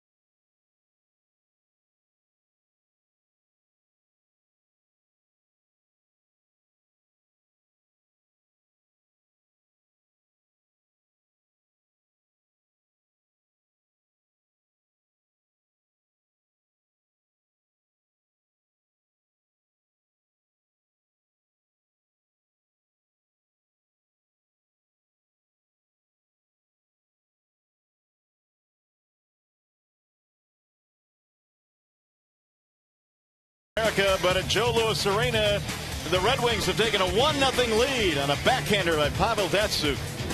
With 1:12 remaining in the first period, the Red Wings taking a 1-0 lead, and they are at the first intermission with the Red Wings ahead of Anaheim 1-0 in Game 6. Anaheim leading that series 3-2, and the Red Wings trying to force a Game 7, which would be on Sunday back in Anaheim. They just showed the score here and the highlight at Comerica. A huge cheer followed. Here is Michael Bourne. He'll start things off. Tigers meanwhile in control here. They lead 8-2 behind Max Scherzer. First pitch is slapped to center field. Backing up Austin Jackson. He's there. 1 pitch, 1 out. 0 for 3 tonight for Michael Bourne.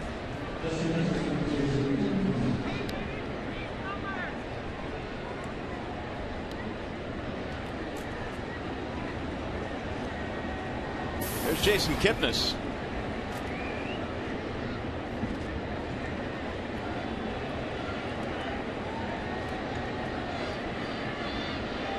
.70 the total now for Max. 47 of those are strikes. 0-1 on Kipnis. Doubled, scored a run back in the first.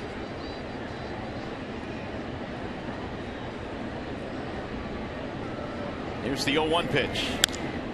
Again into center field. Jackson's been awfully busy tonight. That's another routine play. And there are 2 gone. How about our AT&T trivia question, Rod? What is it tonight, buddy? Well, here we go. Which 4 current Major League managers were on the Indians' 1988 roster? 4 of them. How many you got right off the bat? I got all of them. Do you really? I do. Wow. That's pretty good. I may have to cheat off your paper. You could do that. It's usually me cheating off your paper, though. Here is ASDRUBAL Cabrera. There's a strike. By the way, Jackson has 6 putouts tonight out there in center field, so he has indeed been busy. Cabrera is 0 for 2. A couple of flyouts. One of those to Jackson. Ball inside. 1-1.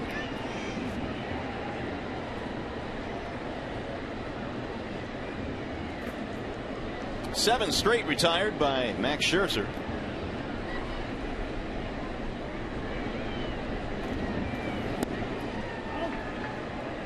Two balls and 1 strike. Really hadn't been too many innings in which Max has been stressed out. Not at all. He's kept his pitch count in good shape. And a strike on the outer edge, 2-2. And that's really what separates Max from most power pitchers, that throw 97, 98, the ability to throw that changeup for a strike whenever he wants to, and a fastball count. And it's not just a changeup these days, it's the slider. He's thrown a curveball in this pitch sequence to Cabrera. See you later. Cabrera strikes out swinging. 9 straight retired by Max. He's on a roll right now. And the Tigers have supported him with 8 big runs tonight.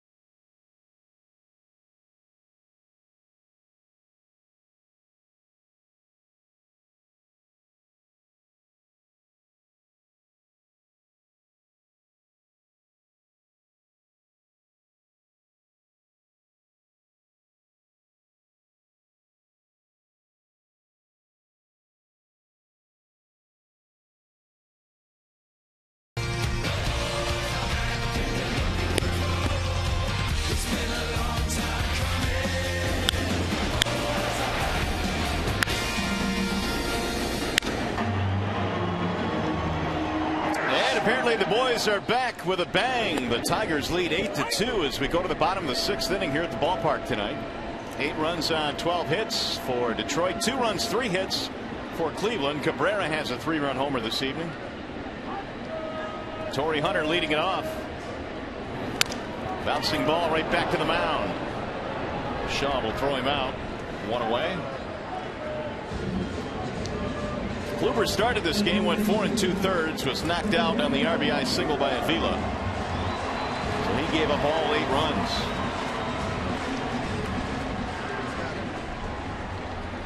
By the way, just as a reminder, as you enjoy a cold one, look forward to Miller Time later in tonight's game, brought to you by Miller Lite. Here's Miggy.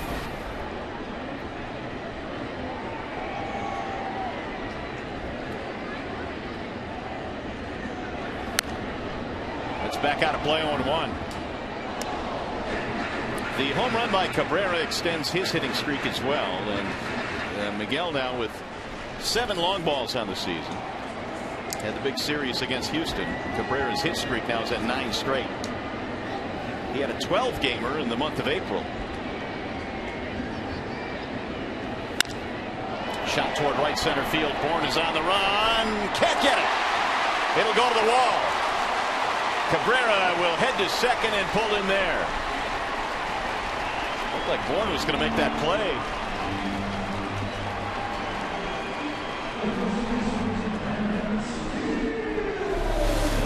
That's why Miguel is so special. He gets a ball at the top of the zone. He hits it in the right center field. Bourne with tremendous speed in center field, not able to run it down. And you're right, I thought Ed Bourne was going to catch that ball in center field myself. Got a nice jump, got the glove out there, but it just eluded him.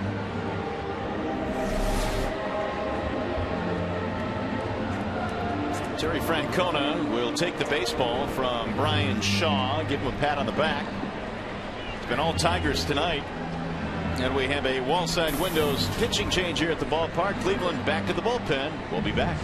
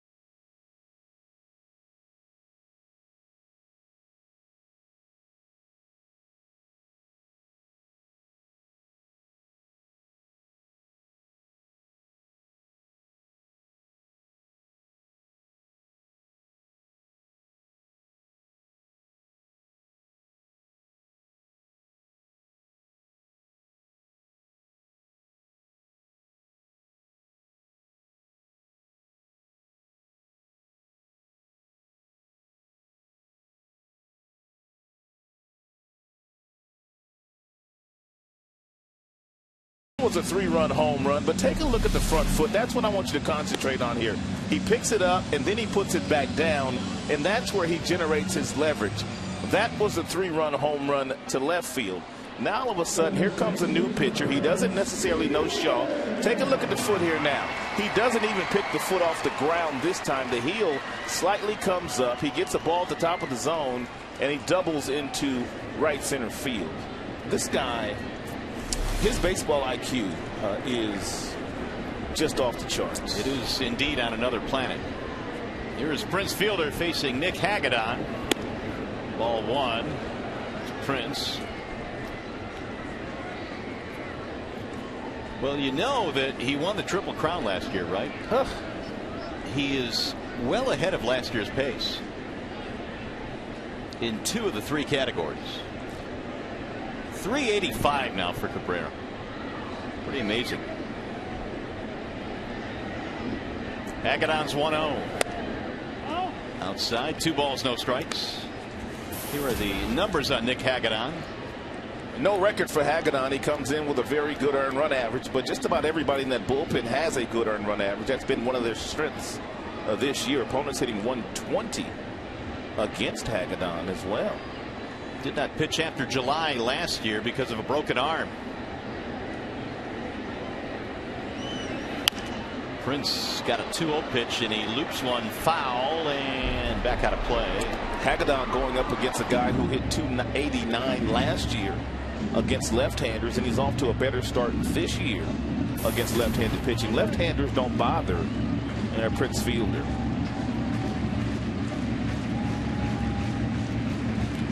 Fielder hit a monster of a home run back in the third to right center field. It was his 9th of the year. It's the 10th time since he has put on a Tigers uniform that he and Miguel Cabrera have played long ball in the same game.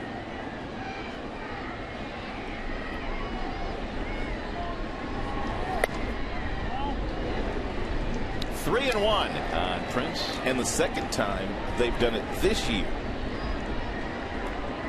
And I have a feeling that we're going to be saying that a lot in the next few years. Both guys locked up for the foreseeable future. Yeah, those two guys are going to make a lot of offensive support for their pitchers. Driving a lot of runs, hit some balls out of the park. Way out of the park in some cases, like Prince did tonight, well over 400 feet. Both guys right in the primes of their career. Miguel just turned 30 years old, and Prince turned 29 years old yesterday. Double and a homer tonight for Miguel Cabrera.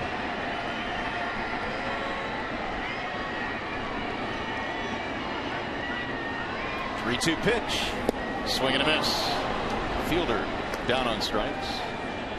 In case you missed it, here's the home runs that were hit today by Prince Fielder and also Miguel Cabrera. Both of them came off Corey Kluber, who started for the Cleveland Indians.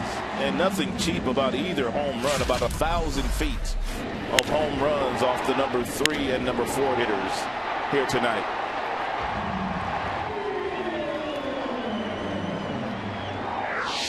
It'll bring up Martinez with 2 outs.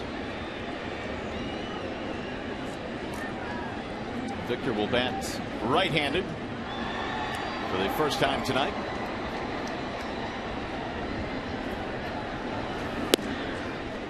That is something that the Indians have. They have 3 switch hitters, and all 3 of their switch hitters hit for power. Swisher, Cabrera, and Santana.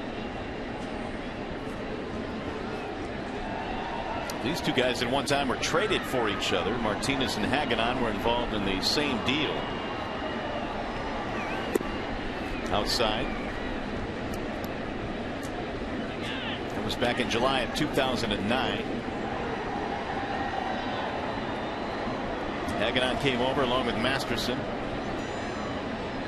And the Victor Martinez trade.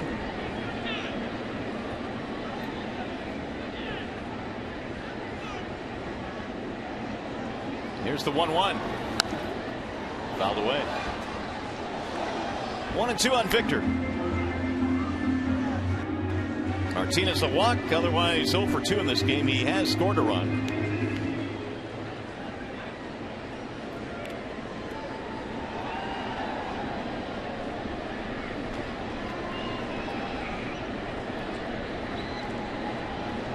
Dirk's waiting his turn on deck.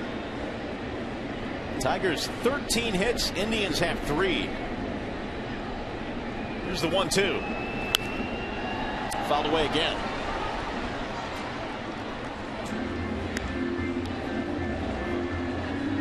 Three-game series this weekend between these two ball clubs. Tigers have Houston coming to town next. Modest homestand for Detroit. JV on the hill tomorrow. Also known as must-see JV. He'll shoot for his 5th win tomorrow. Again, hanging out with a 1-2 way outside as Santana had to leave the crouch. 2 balls, 2 strikes. Verlander's ERA is 1.55.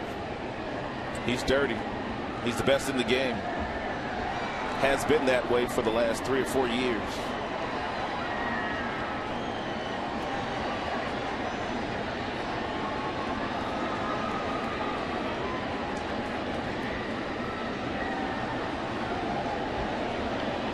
And the 2-2. Popped up behind the plate. Santana drifting, and he dropped it. Martinez hit that ball a mile high. Santana just kept drifting.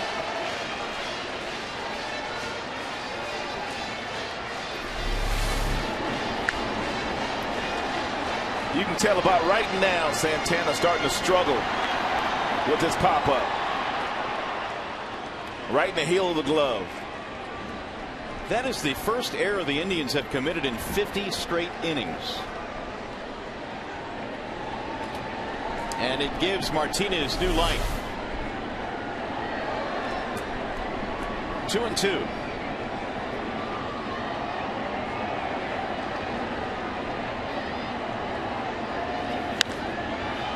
Another one skied, but this one heading back toward the seats. Chisenhall runs out of room. Tigers broke this one open with 3 in the second, 1 in the third, and 3 more in the fourth. Cabrera tonight doubled, 3-run homer.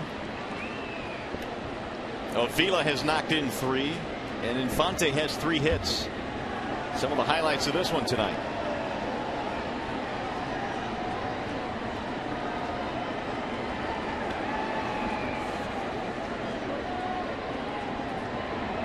Tigers came into this game 10-4 on their home turf.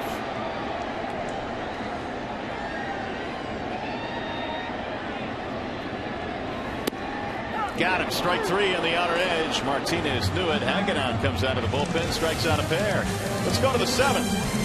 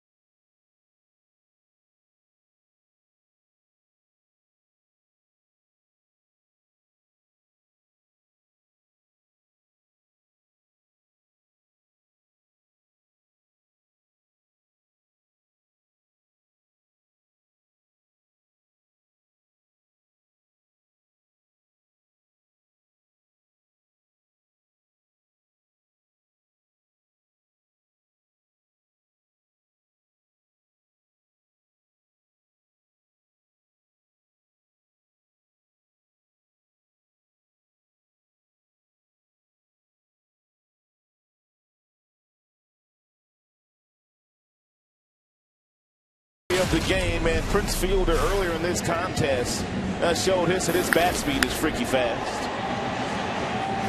Yes, indeed. Out to the brick wall in right center field. All Tigers tonight offensively, and they have supported Max Scherzer, who in his first 3 innings was 4 out of 11 in first pitch strikes, but since then is 9 of 10. He's gotten ahead in the last 3 innings. And because of that, Max has retired 9 straight. Nick Swisher leads it off for the Indians. 8-2. Tigers have the lead. Swisher has 2 of the 3 hits that Max has given up today. A triple and a double. An RBI, scored a run.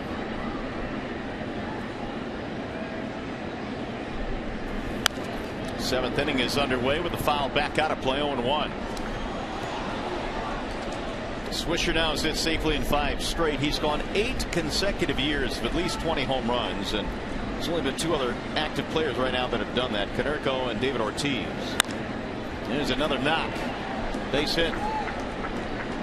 He's 3 for 3. Time now for that AT&T trivia question we asked you a little while ago. If you knew this, which 4 current Major League managers were on the Indians roster in '88? Well, there's one of them. Bud Black, Ron Washington, and John Farrell. And they're the other 3. Rod had all 4. And the hitting coach on that team, Charlie Manuel. Is that right? Is a big league manager himself. There you go. Had 11 at-bats with the Tribe that year. It's 11 more than I had. Here's Santana. September call-up. Ball missing outside. You know, actually, I had a pretty good year that year in AAA. I drove in 100 runs that year. Colorado Springs. And after the year was over, Dan O'Dowd, the general manager of the team, he told me that basically he was doing me a favor by leaving me in the minor leagues all year. Why? Because he sold my contract to Japan. In the next 3 years, I was able to go to Japan and make some money. So, you know, he did me a favor, so he said. So you did agree with that then? Well, I was a little hot during the course of the year. Yeah. I was doing pretty good work. Because how do you drive in 100 yeah. and not be able to really get a good opportunity? Yeah, I was kind of like, okay, a lot of guys going up, a lot of guys coming down, but my number wasn't being called. And it got a little frustrating. I'm thinking that you got a little hot is an understatement as to how you really felt. I was a little hot. 2-1. Carlos Santana. Yeah, but I've learned to not dwell on the things you really don't have any control over.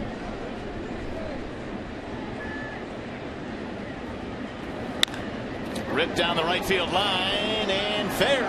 Just fair. Swisher coming to third base, and they're going to stop him there. A couple of hits for the Indians here in the 7th. A double for Santana.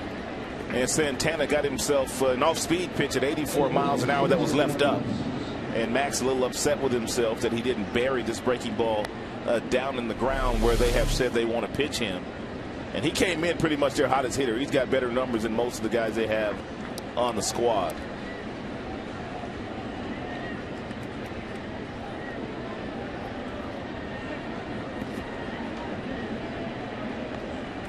So the Indians now have 5 hits. They initially waved Swisher around, but then he was held up by Brad Mills. 10 doubles this year for Santana. Here's Mark Reynolds. Soft ground ball hit towards second, and Infante back at the grass. Run will score. Reynolds is out. It'll be his 30th RBI of the year. That makes it an 8-3 ball game.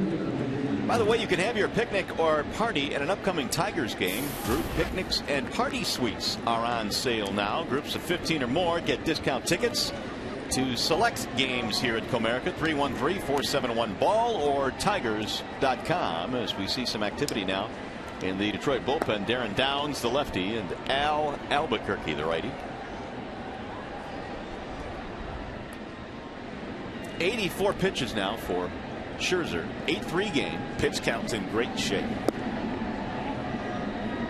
Bender missing low, 1-0.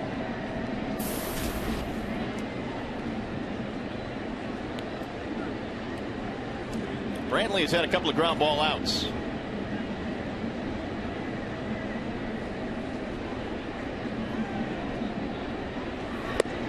A lot of guys on the field here tonight whose fathers played in the major leagues.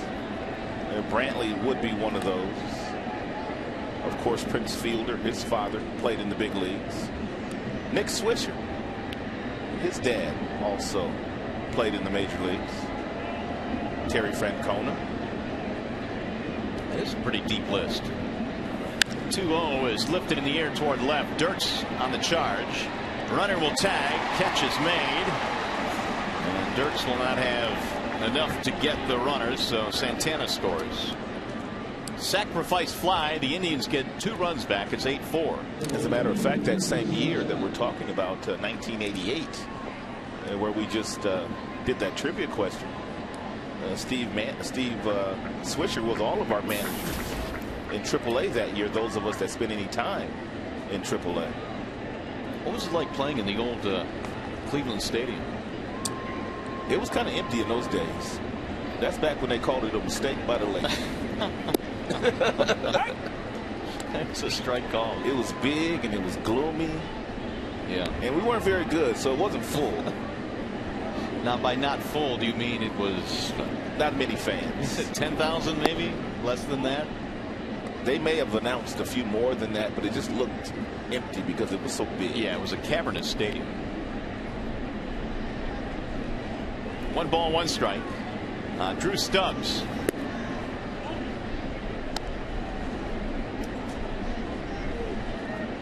It is cooling down here considerably tonight. It sure is. We're down to 50 degrees. We started the game at 59. Earlier this afternoon, I think we're in the 70s or close to it. That'll go foul. 2 balls, 2 strikes.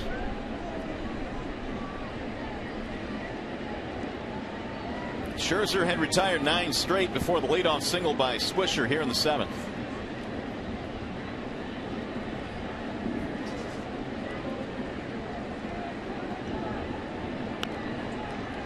Stubbs a strikeout and a flyout. Stole 30 bases last year with the Cincinnati Reds. Hit only .213 though.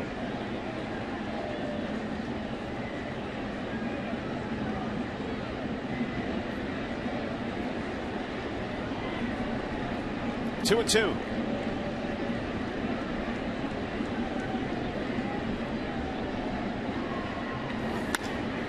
To right field. Torrey backing up. And the inning is over. The Indians get a couple of runs back. Stretch time here in downtown Detroit. 8-4 Tigers.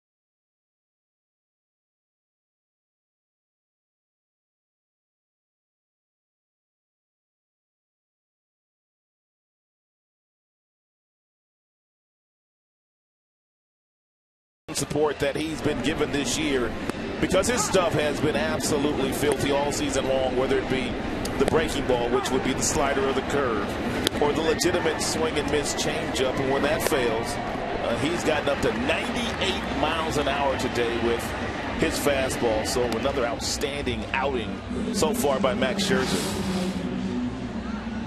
Tonight, Scherzer has thrown 92 total pitches. He's gone 7 innings, 4 earned runs, and he has punched out 5. No walks tonight for Max. That is probably the most amazing stat for me these days for Max Scherzer. He goes out there and gives away no free passes. Rich Hill now will take over for the Cleveland Indians. Another good ERA out of that bullpen for Cleveland Indians reliever. 270 for Rich Hill, and the opponents are hitting only 136 against him. Andy Dirks leads it off. Hagedorn came on, faced 2 batters, struck them both out. That was in the 6th inning. Dirks a single and 3 at bats, and a stolen base as well. Rich Hill was signed as a non-roster invitee and then added to the 40-man roster during spring training on March 11th. Pitched with Boston for part of last year, but had Tommy John surgery and was returning from that. Pitched in 25 games last year. Fouled away. 1-2 on Dirks. We're in the bottom of the 7th inning. Tigers have an 8-4 lead, and they've out-hit the Indians tonight 13-5.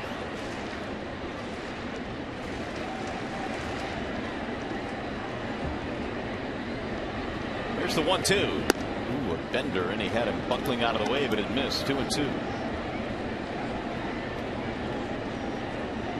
Hill replaces Hagedon, who replaced Shaw, who replaced the starter, Corey Kluber. Swing and a foul. Just got a piece of that one. 2-2 on Dirks. Peralta, then Avila to follow here in the 7th inning.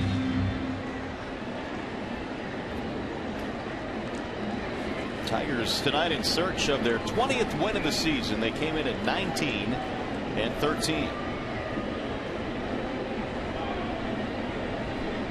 Here's the 2-2. Dirks thought about it, let it go by, and now the count fills 3-2.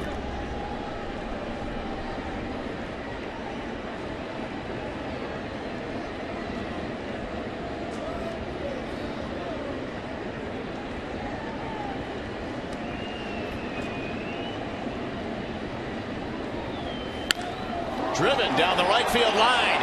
It is high. That ball is going to have enough. It is gone. Bell tired. Andy Dirks has just hit the Tigers' 3rd long ball of the night. 3rd home run of the year.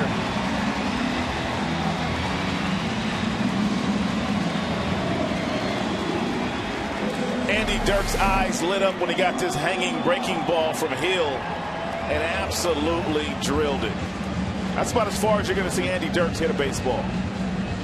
And it reminds us of something that Torrey Hunter was telling us a couple of weeks ago about breaking balls just seem to go further than fastballs when you catch them just right. Yeah, it, for some reason creates a spin which just cuts right through the air. Dirks hit a long home run, I think a 2nd deck home run in Houston on the last road trip. But this one was clobbered. Strike called on Johnny Peralta. Tigers able to get a run back. They now lead 9-4. It's been a good night for Johnny. Couple of doubles, couple of runs scored.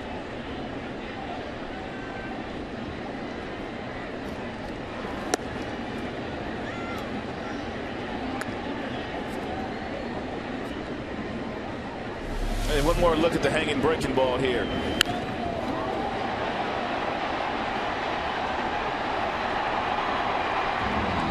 One of our sponsors. Ball high. 3-1. I think Dirks will get some tires for that homer. He should get something. Get him rotated or something.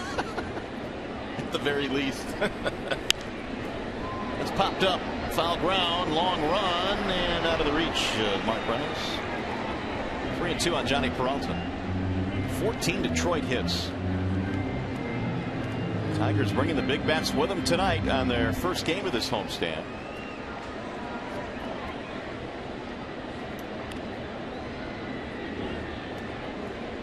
Johnny now has hit safely in 9 straight. Really starting the homestand like he left off on the road trip when he hit 429 in the recent trip. Bouncing ball. Foul ball. A great diving play down there by Chisenhall.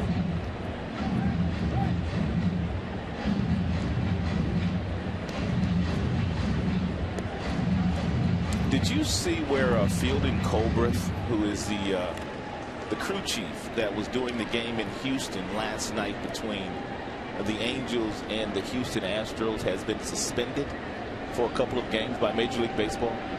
And fined, apparently, for incorrect rules interpretation. That whole crew, I believe, got fined. Is that right?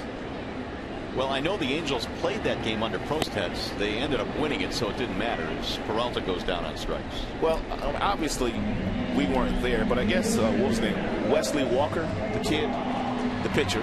Wesley Wright. Wesley Wright came into a game, didn't throw one pitch, and then for whatever reason, they allowed Bo Porter to take him out of the game and to bring in another pitcher. Well, the rules say you have to throw at least one pitch. Right.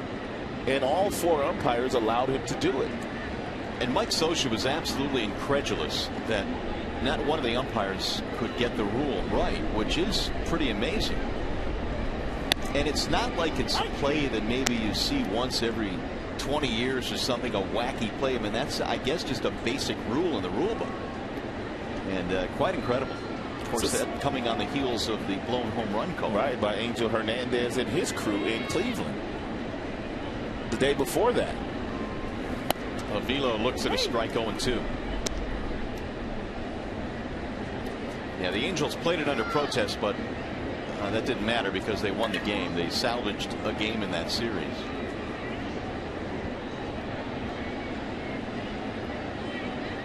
No balls, 2 strikes. Tigers get another run on the Dirks home run. They lead 9-4. And the 0-2. Breaking ball dips outside. 1 ball, 2 strikes.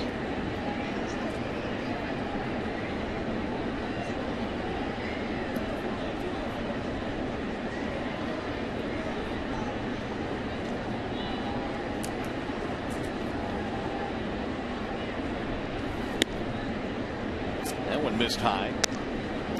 That home run, by the way, for Dirks was the first homer allowed by Hill in over 40 innings of work. His last 40 innings, which spanned 51 games. And it was a lefty to get him. Dirks.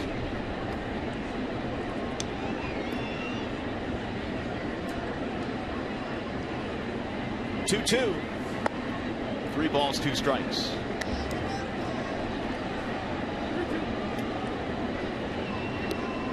Big night for Avila, single double, 3 RBIs. Big night for that guy as well. Infante on deck, 3 hits.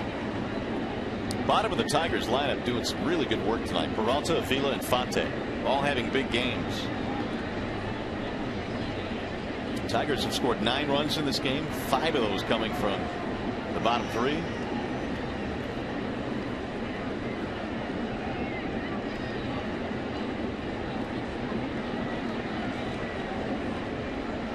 Here's the 3-2.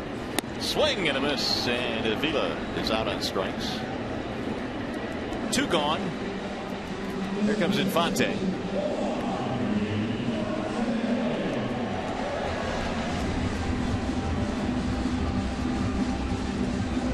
Well, we talked about the big night for Infante.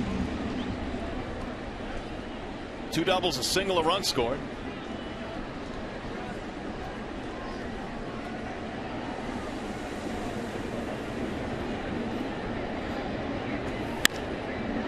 In the air center field, Bourne on the run.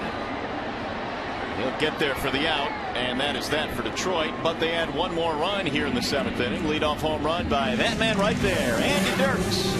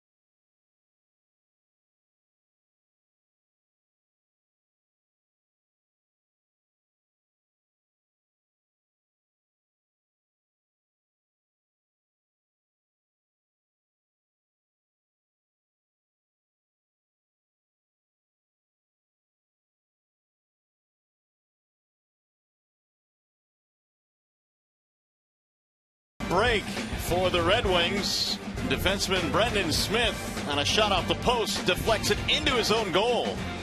And the Mighty Ducks, or the Ducks, are on the board to tie the game at 1 at the Joe. That is a bad break for the Red Wings. And there you go. 1-1 is the score. In the second period of play, with Anaheim leading that series 3-2. Wings trying to force a Game 7 on Sunday. We'll keep you abreast of that one. Here, much better news, 9-4 in favor of the Tigers. Lonnie Chisenhall leads it off.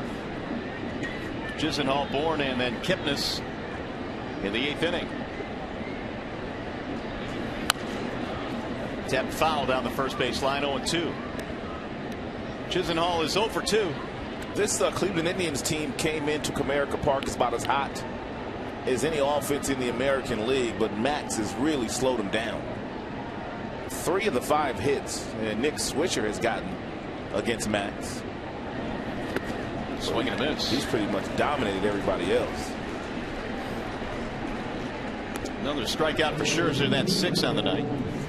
Well, we mentioned that coming into this game, as you take a look at this good breaking ball by Max. That's his curveball. He's starting to gain more and more confidence in that breaking ball. And with a big lead, he can work on it at 77. Max's slider is usually about 82, 83. So when you see that reading of 76, 77 miles an hour, it's the new curveball that Max is featuring these days. Strike one on Michael Bourne, who stands in. On the last homestand, to kind of back up your point about how well they were playing, they outscored their opponents 57-23. Bourne will be thrown out, 2 away. But the offense, by and large, has been slowed, no question, tonight. Scherzer will do that to you. He's thrown 97 pitches tonight. That guy that got going tomorrow night, too, could slow down an offense with the best of them. That would be Verlander. Here's Kipnis. But really, if you just look up and down this Tigers rotation, it's really not a break anywhere for anybody. No, Sanchez has been good. Fisker, of course, hit a bump in the road against Washington yesterday. Breaking ball missing outside, 1-0. Kipnis 1 for 3, double and a run scored. Here's the 1-0. 2-0. Kipnis is one of those guys, when you watch when he stands in the batter's box, he kind of holds the bat away from him. And he says he does that because he wants to feel where the head of the bat is. And so he simply holds it out, and that gives him a real good understanding of where the bat head is before he pulls it up in a more conventional way. Just another timing mechanism that some hitters use in the big leagues. 3-1. Because this is probably not a stance you would teach, I would think. No, you wouldn't teach it. But it certainly worked for Kipnis. Especially lately. Big swing there, 3-2. Here's where Max can come back and simply throw you another fastball at 95, or the way he's going today with his off-speed pitches and the confidence he's shown in those pitches, he can simply come with an off-speed pitch here. Going heater, it appears. And he threw it by him at 93 miles an hour. See you later. Kipnis strikes out. 7 punch outs for Max. And a 1-2-3 8th inning.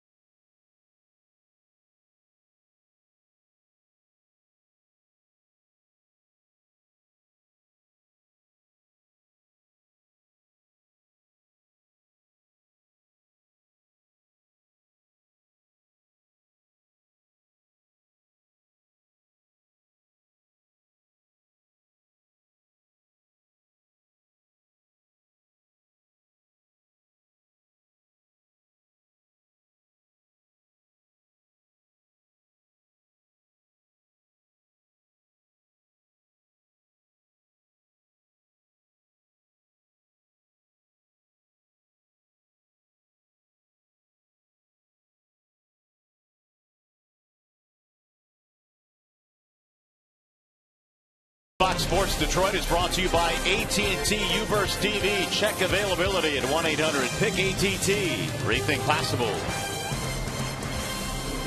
Spirit of Detroit here in the Motor City, and the Tiger bats have been booming tonight. Game one of this homestand, game one in this three-game series against the red-hot Indians. But tonight the Tigers have controlled it 9-4. They lead. And 14 hits for the Detroiters tonight. I have a question for you. Shoot. Do you think Max is going to get a chance to go out and pitch a complete game here tonight, or you think he's done? He does not have a complete game in his career, and he's only thrown 102 pitches.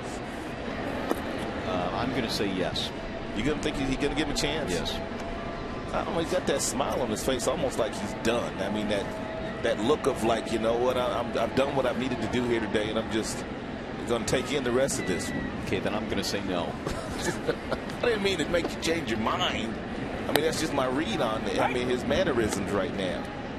1 ball, 1 strike on Jackson. But Max is different anyway, because he's one of those guys that will talk to you on the day of the game. I mean, it's not like some guys. I mean, you come in, he's just chirping, and he likes to talk on game day.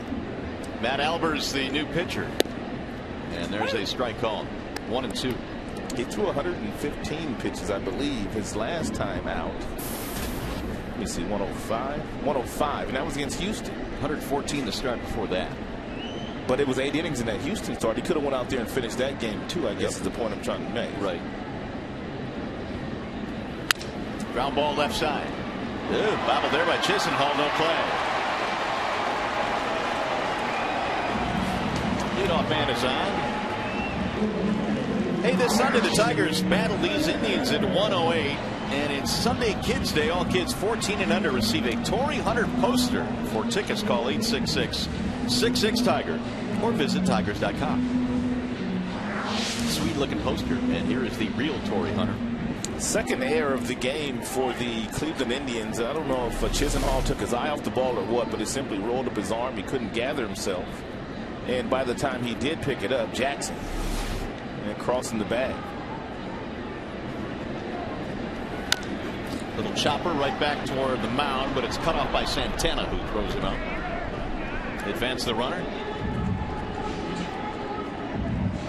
Jackson moves up.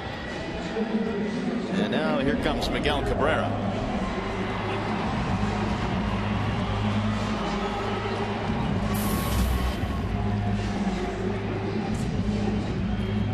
Miggy tonight 2 for 4, but one of those hits was a 3-run homer, which now gives him 40 driven in this year, leading the American League. Also leading the American League in hitting at 385.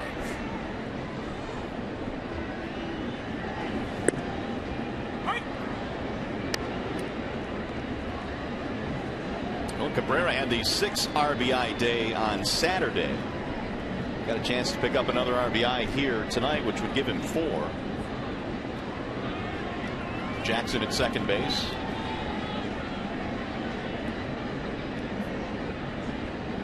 Here's the 0-1. Strike call. 0-2 on Cabrera.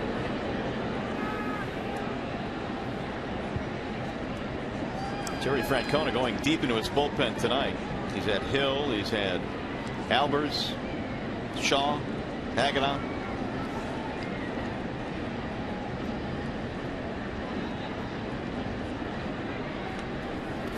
That's going to get away from the catcher, Santana. Going to bounce back to him, but he's not going to make the throw to third.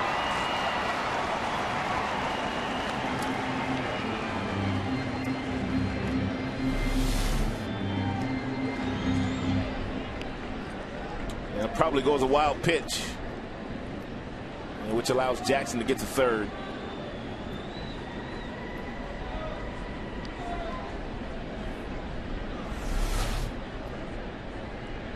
One and 2 on Miguel. Infield coming in a couple of steps. That could be dangerous. Swing and a miss. Cabrera strikes out.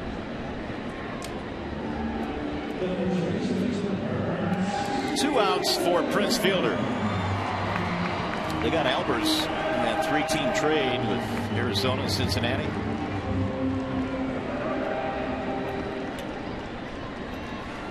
Albers last year pitching with both Boston and Arizona. Fielder clubbed a solo homer back in the third. Big swing there, 0-1.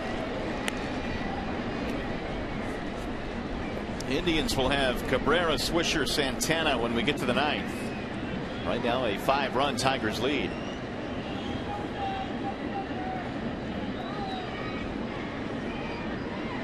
Albuquerque still warming along with Joaquin Benoit.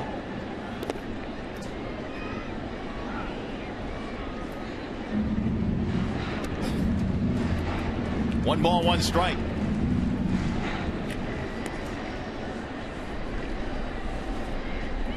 You got to get Victor up there. He's the only one that has started here today. Without a hit, without a knock. He's got a walk, a run scored, but no hits. Way high. You've seen that Tigers bullpen ERA. It continues to drop. It's at 3.73 now. Starters at 3.17. And ever since Jose Valverde rejoined the Tigers. Valverde, by the way, 5 scoreless innings. Bullpen's been great. Missed it low, 3-1. It is kind of fascinating how that kind of worked out. And once he showed up, Benoit now pitching the 8th. He can mix and match with the 7th. Phil Coke when healthy. Albuquerque. They've got Poconin and Ortega that can pitch early in games along with Smiley. There's a walk for Prince. 26 walks on the year, leads the American League. So you will get your wish. Here comes Martinez with another chance to get a base hit. The only Tiger without one tonight. Victor, all batting practice today was hitting line drives toward left center field, and that's where Bourne, the center fielder, sort of pinching him a little bit into that gap along with Brantley, the left fielder. But every single swing, it looked like he was just trying to stay inside the ball with his hands and work the opposite way.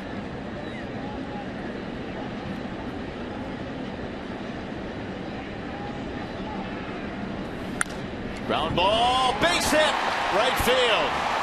Victor decides to join the party. That's an RBI single. Albers tried to sneak a fastball inside against Victor at 92 miles an hour, and Victor was ready for it. Turned on it. It's his 15th RBI. Reynolds, a diving attempt, could not get it. That'll keep it going now for Dirks. It is 10-4 Detroit.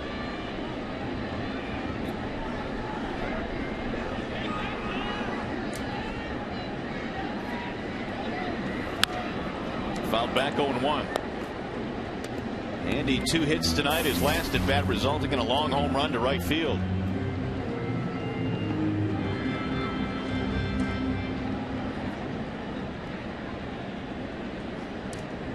Dirks hit over 300 last year for the Tigers. Average now continues to climb. Checked his swing low.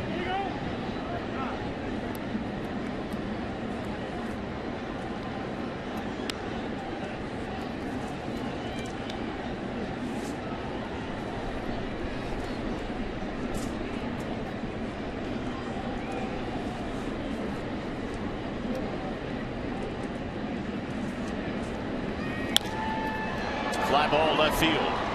Brantley is on the move. He's under it. And the inning is over. Tigers get another run, though, and we go to the ninth.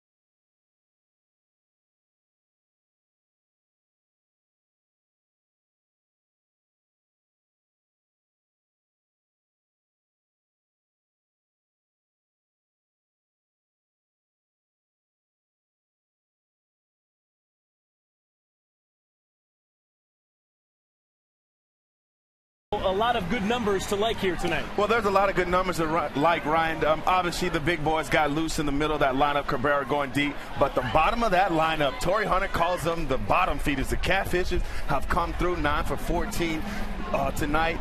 They are swinging the bat, and oh, is it exciting. Exciting to watch. A great way to start out this 3-game series. And for the conclusion, back up to the booth we go to Mario and Rod. Simo and I will be here after the game for Tigers Live postgame, guys. All right, guys, we look forward to it. Two of the sharpest dressed men in all of Detroit. Joaquin Benoit now will take over for the Tigers. So I guess the answer is no complete game for Max Scherzer. Does not have one. Benoit pitching in his 15th game. Really good earned run average at 1.76. 19 strikeouts for Joaquin. It's 7 base on balls, and the opponent's batting average 151 against him. It'll be his job to get the final 3 outs and put the Tigers in the win column for the 20th time this year. He'll go through the middle of the lineup: 3, 4, 5, Cabrera, Swisher, and Santana. 10-4 Detroit. ASDRUBAL Cabrera is 0 for 3 tonight. Strikeout, couple of fly balls.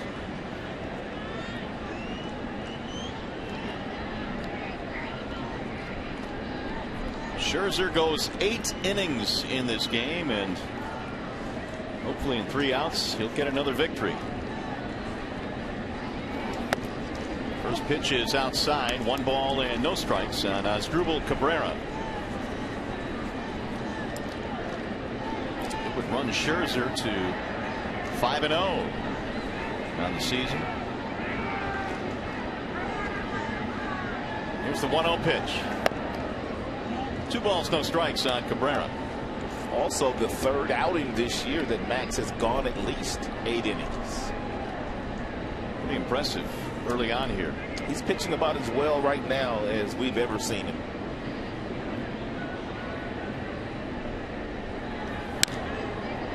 Popped up. Shallow right field. Infante, and who's going to get it? Oh, it drops between Infante and Hunter. Now they might get him in a rundown. Hunter will throw to second. Peralta running it back. And ASDRUBAL Cabrera is going to be tagged out by Benoit.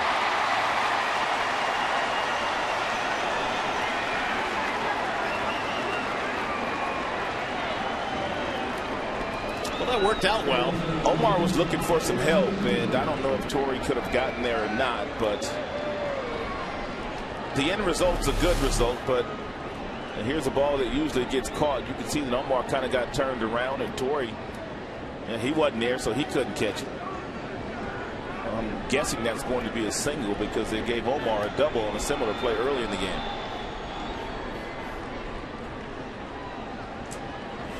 One gone, and here is Nick Swisher.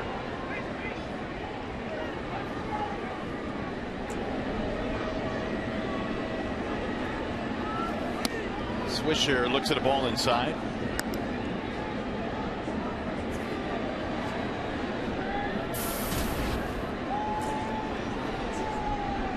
Single, and the putout goes 9-6-1.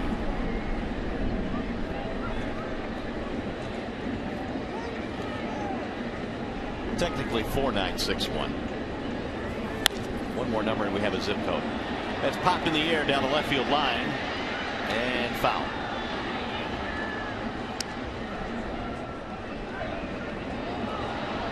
One ball, one strike. Nick Swisher.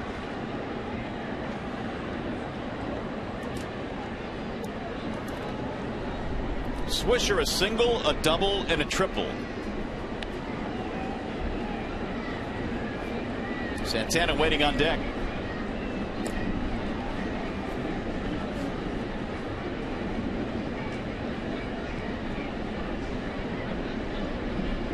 Here is Benoit's 1-1. Swing and a miss.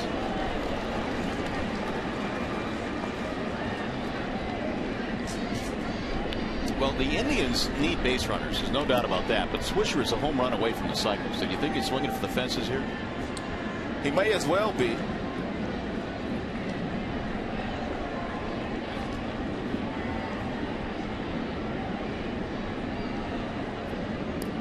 And the 1-2. Just stays alive.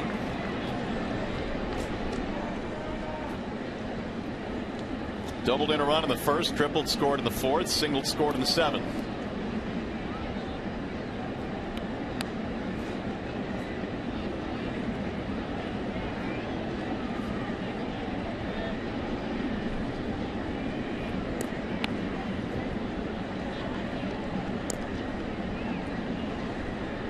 And the 1-2. Outside, 2 balls, 2 strikes.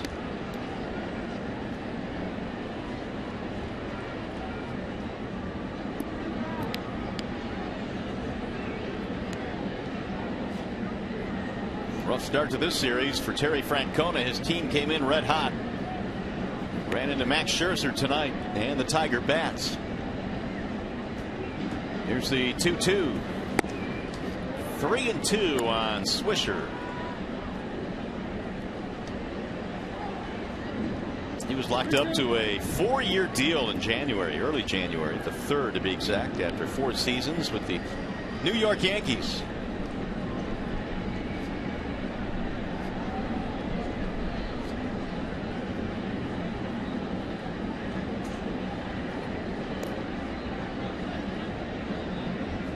Now Benoit's 3-2. Got him. Strike 3. Swisher called out on strikes. 2 gone. Will be the 8th strikeout for Tigers pitching in this ball game. We remind you that MLB.com at bat is the #1 source for live baseball everywhere you go. Available for iPhone, iPad, Android, and BlackBerry 10. At Bat delivers Tigers baseball with live audio, pitch tracking, news, highlights, stats, and a whole lot more. Text at bat to 31826. This last pitch is one of the things that Jim Leland was talking about today in his office. The fact that nowadays as a hitter, when you get yourself in a 3-2 count, if you're a good hitter, very seldom do you get fastballs. You get changeups, you get breaking balls, and as a result of that, lots of guys take that strike 3 for a called strike. 1 ball to no strikes on Carlos Santana.